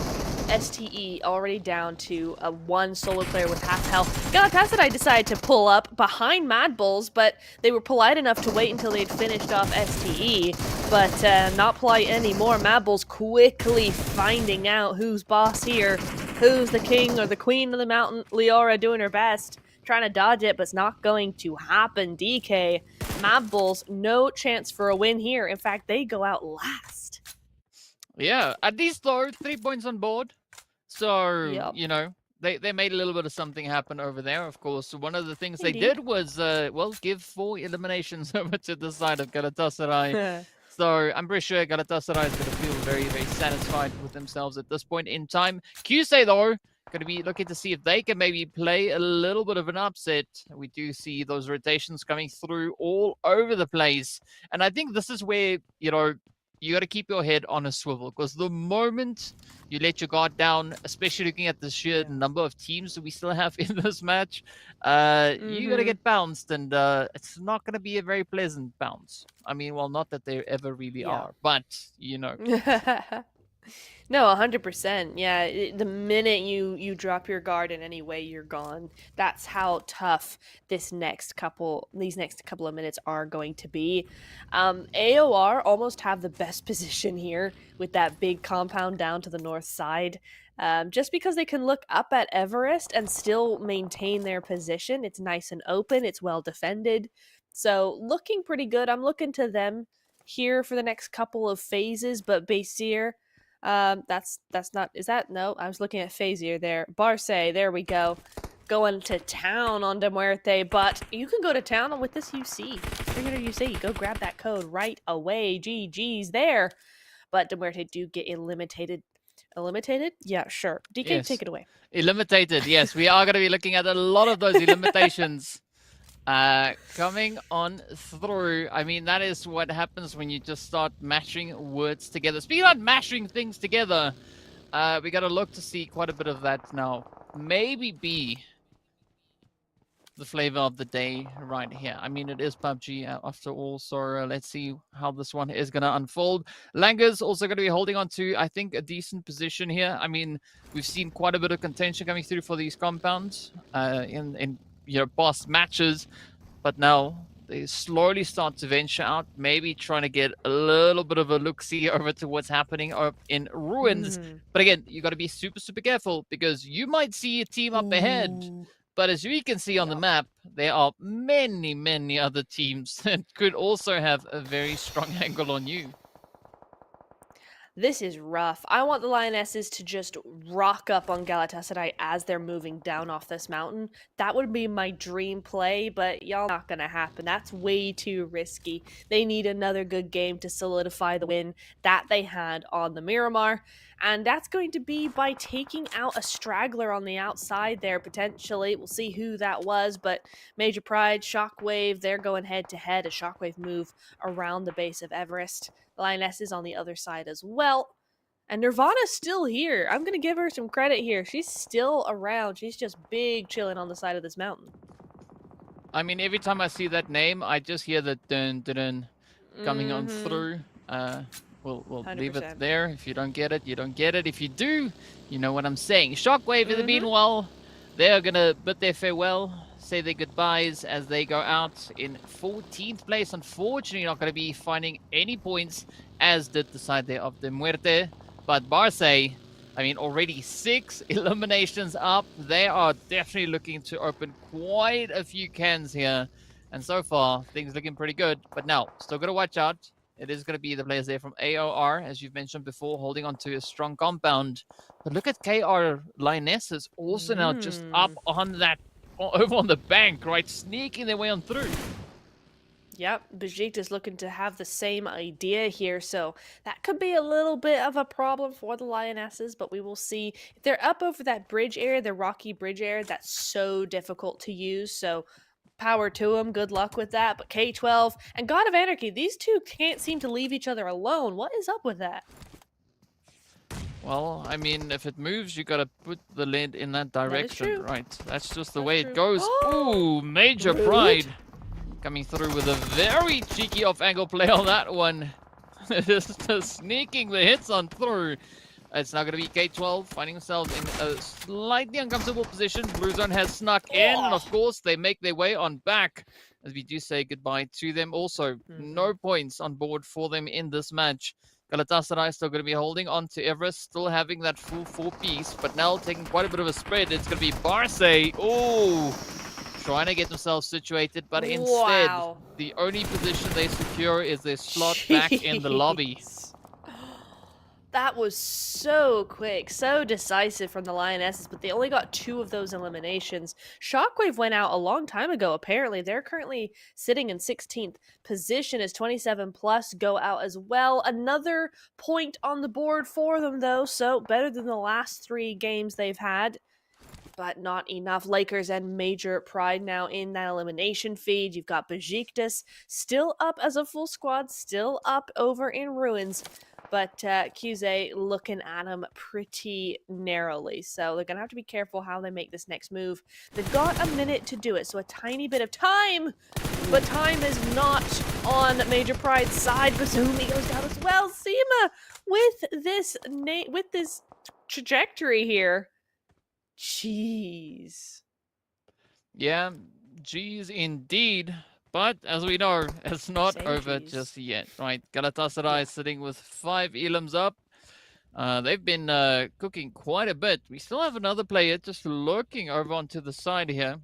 I mean, now, I'm not quite sure who exactly that player is that we have just lurking in the wing, but they've been there for a hot minute. Oh, that is actually SDE that we have holding on to Everest. Yeah.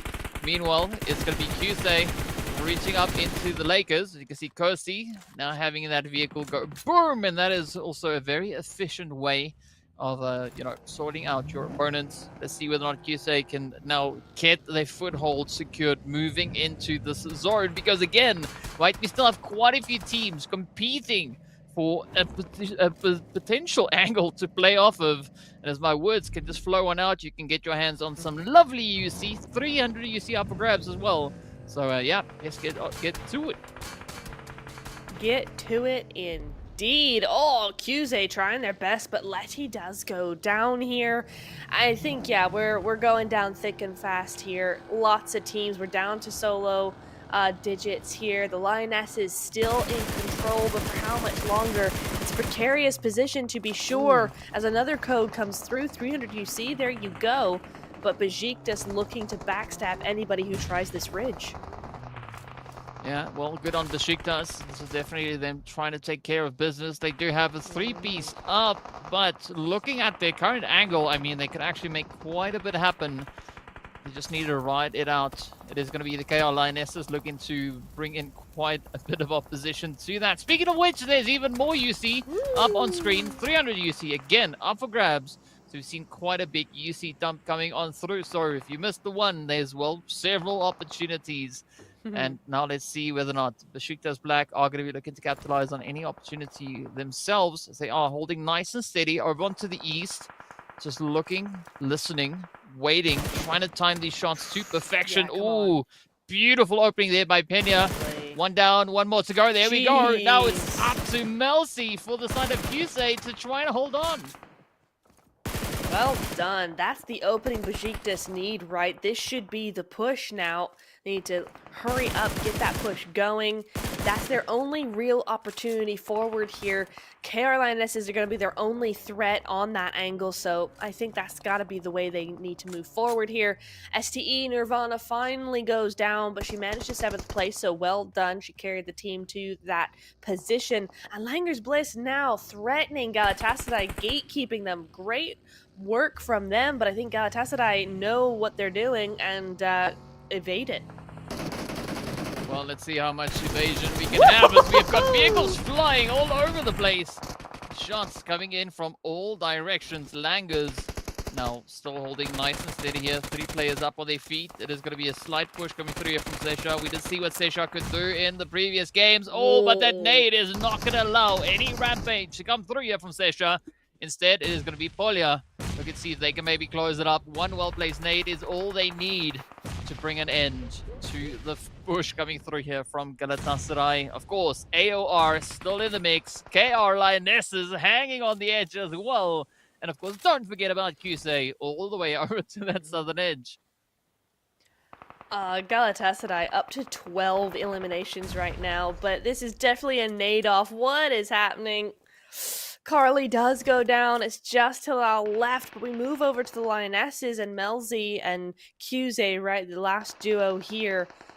They've just naded one of the KR Lionesses players, so they have to do a little bit of a reset, which is delaying their process moving into zone. But Galatasaray go out. There they go. Done and dusted, but Melzi holding on here. Yeah, good pacing coming through here from Kusei. I mean, a duo doing quite a bit of work. Nice. But now, will they be able to hold up against the squad that's rushing in? They've now reduced KR Lionesses to 2 players. Make that 1 as the pressure now starts to turn.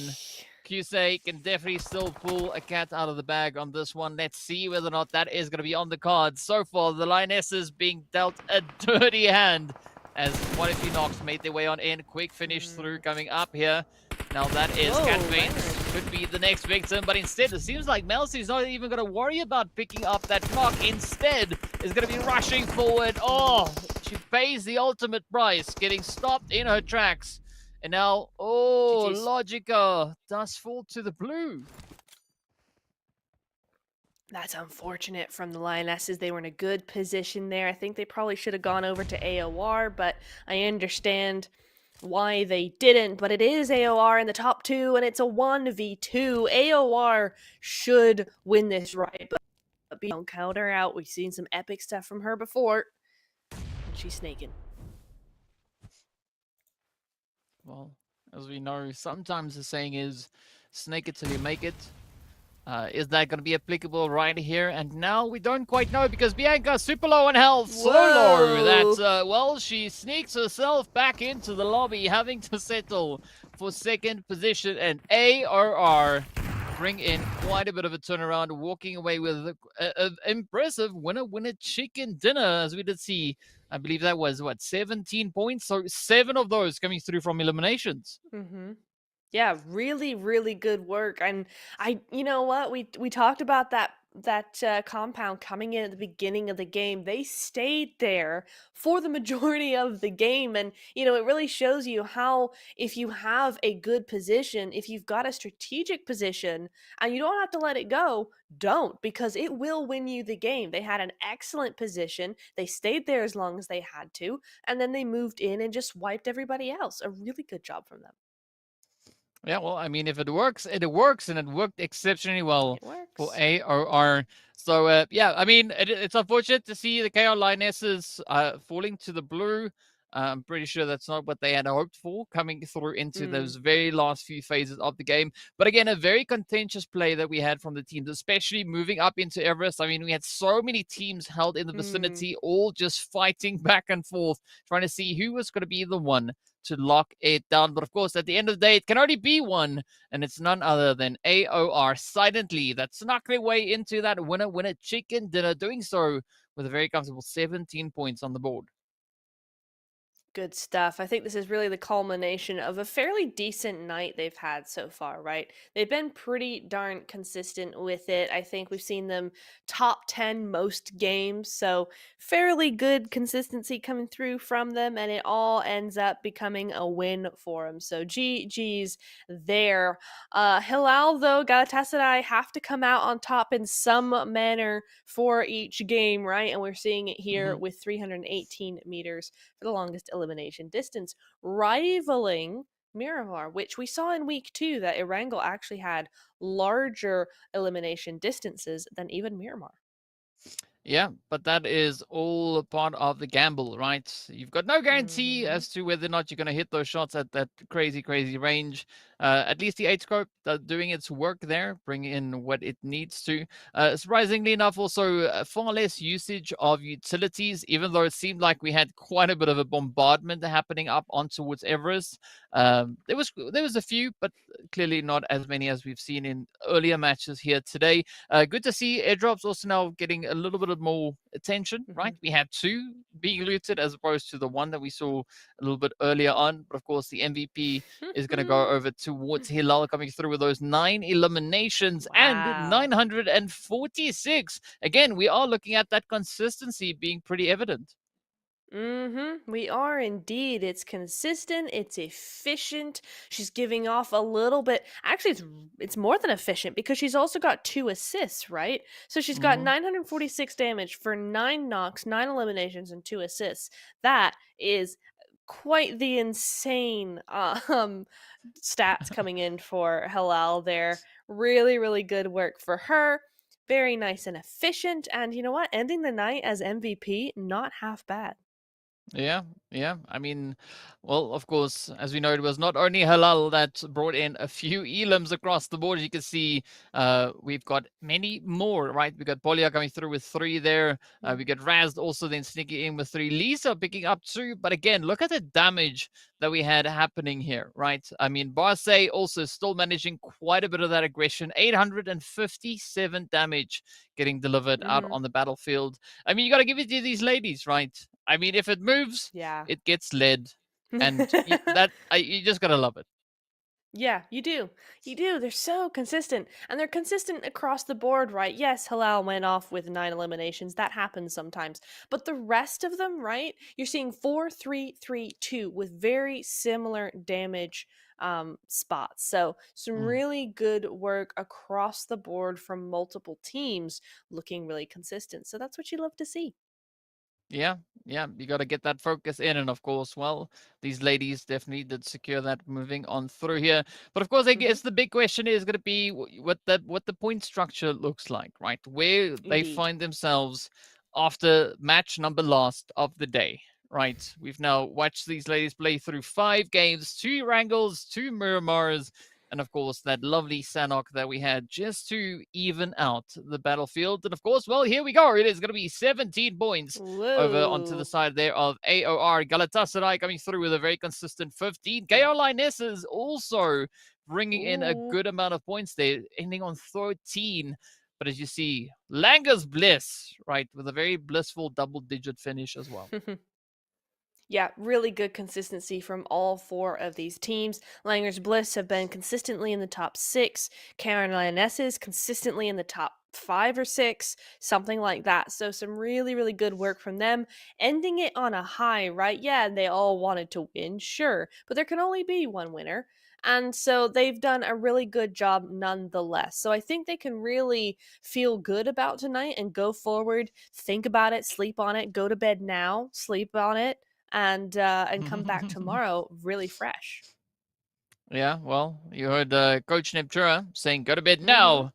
Yes. Um, I think Do that's it. not going to happen right now because there's still a bit of adrenaline pumping through their veins, and of course, Yeah, you gotta wind down, right? yeah, it's one of those things. But Mhm. yeah, unfortunately, we have 3 teams this time around not securing themselves any points.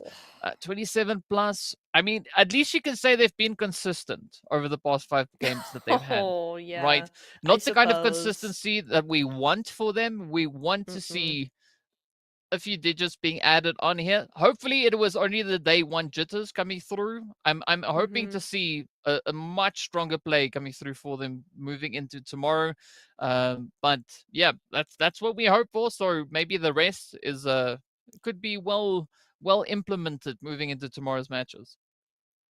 Yeah, 100%. They need to do something because maybe tonight was just a warm up night. Maybe that's all it was. But Mm. yeah, 27 plus with 2 points, and now even Lakers, God of Anarchy, stalwart, they're starting to pull away a little bit, so they gotta step it up. But moving over to the left hand side, DK, you are seeing Galatasaray 61 points. I was right. They snuck up ahead for the last game to get the overall standing on the leaderboard for day number 1. So GG's, but only by 3 points. Mad Bulls following close behind. And with that game, the Lionesses jump from 6th to 3rd.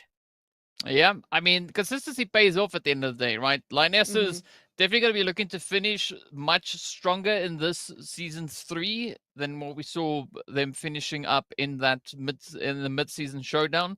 But I like this progression coming through, right? Finishing strong on the first day, securing a decent position over on towards that left-hand side. That does, of course, make things just that much easier moving into day 2, day 3. But I think tomorrow is going to be the big day where a lot of the pressure is going to be coming to these teams because, I mean, tomorrow is going to be the last opportunity for teams really to assert their position on the rankings, right? Day 3 is more of like, kind of just tying up loose ends, right? Day 2 is going to be a big day where teams will have the opportunity to make up for whatever could have been lacking on day 1, but also for the teams like we saw at the front of the leaderboard, really capitalizing on the opportunity to widen those gaps. Yeah, 100%. It's something that's going to be really crucial to look at coming into day number 2. Yeah, I think the pressure's really going to start kicking in as we get a little bit closer, right? Day 1 almost feels like a warm up. It feels like the start. You feel like, oh, you've got 2 days ahead of you. You're fine.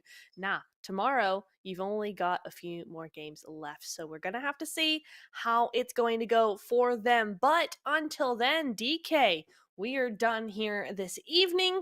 We are done. The players are done. Everybody's going to go to bed, wind down, go to bed, have a cup of tea, go to bed. We will be back here same time, same place for day number 2 of the Women's League Finals. So until then, stay tuned. We'll see you tomorrow. Good night.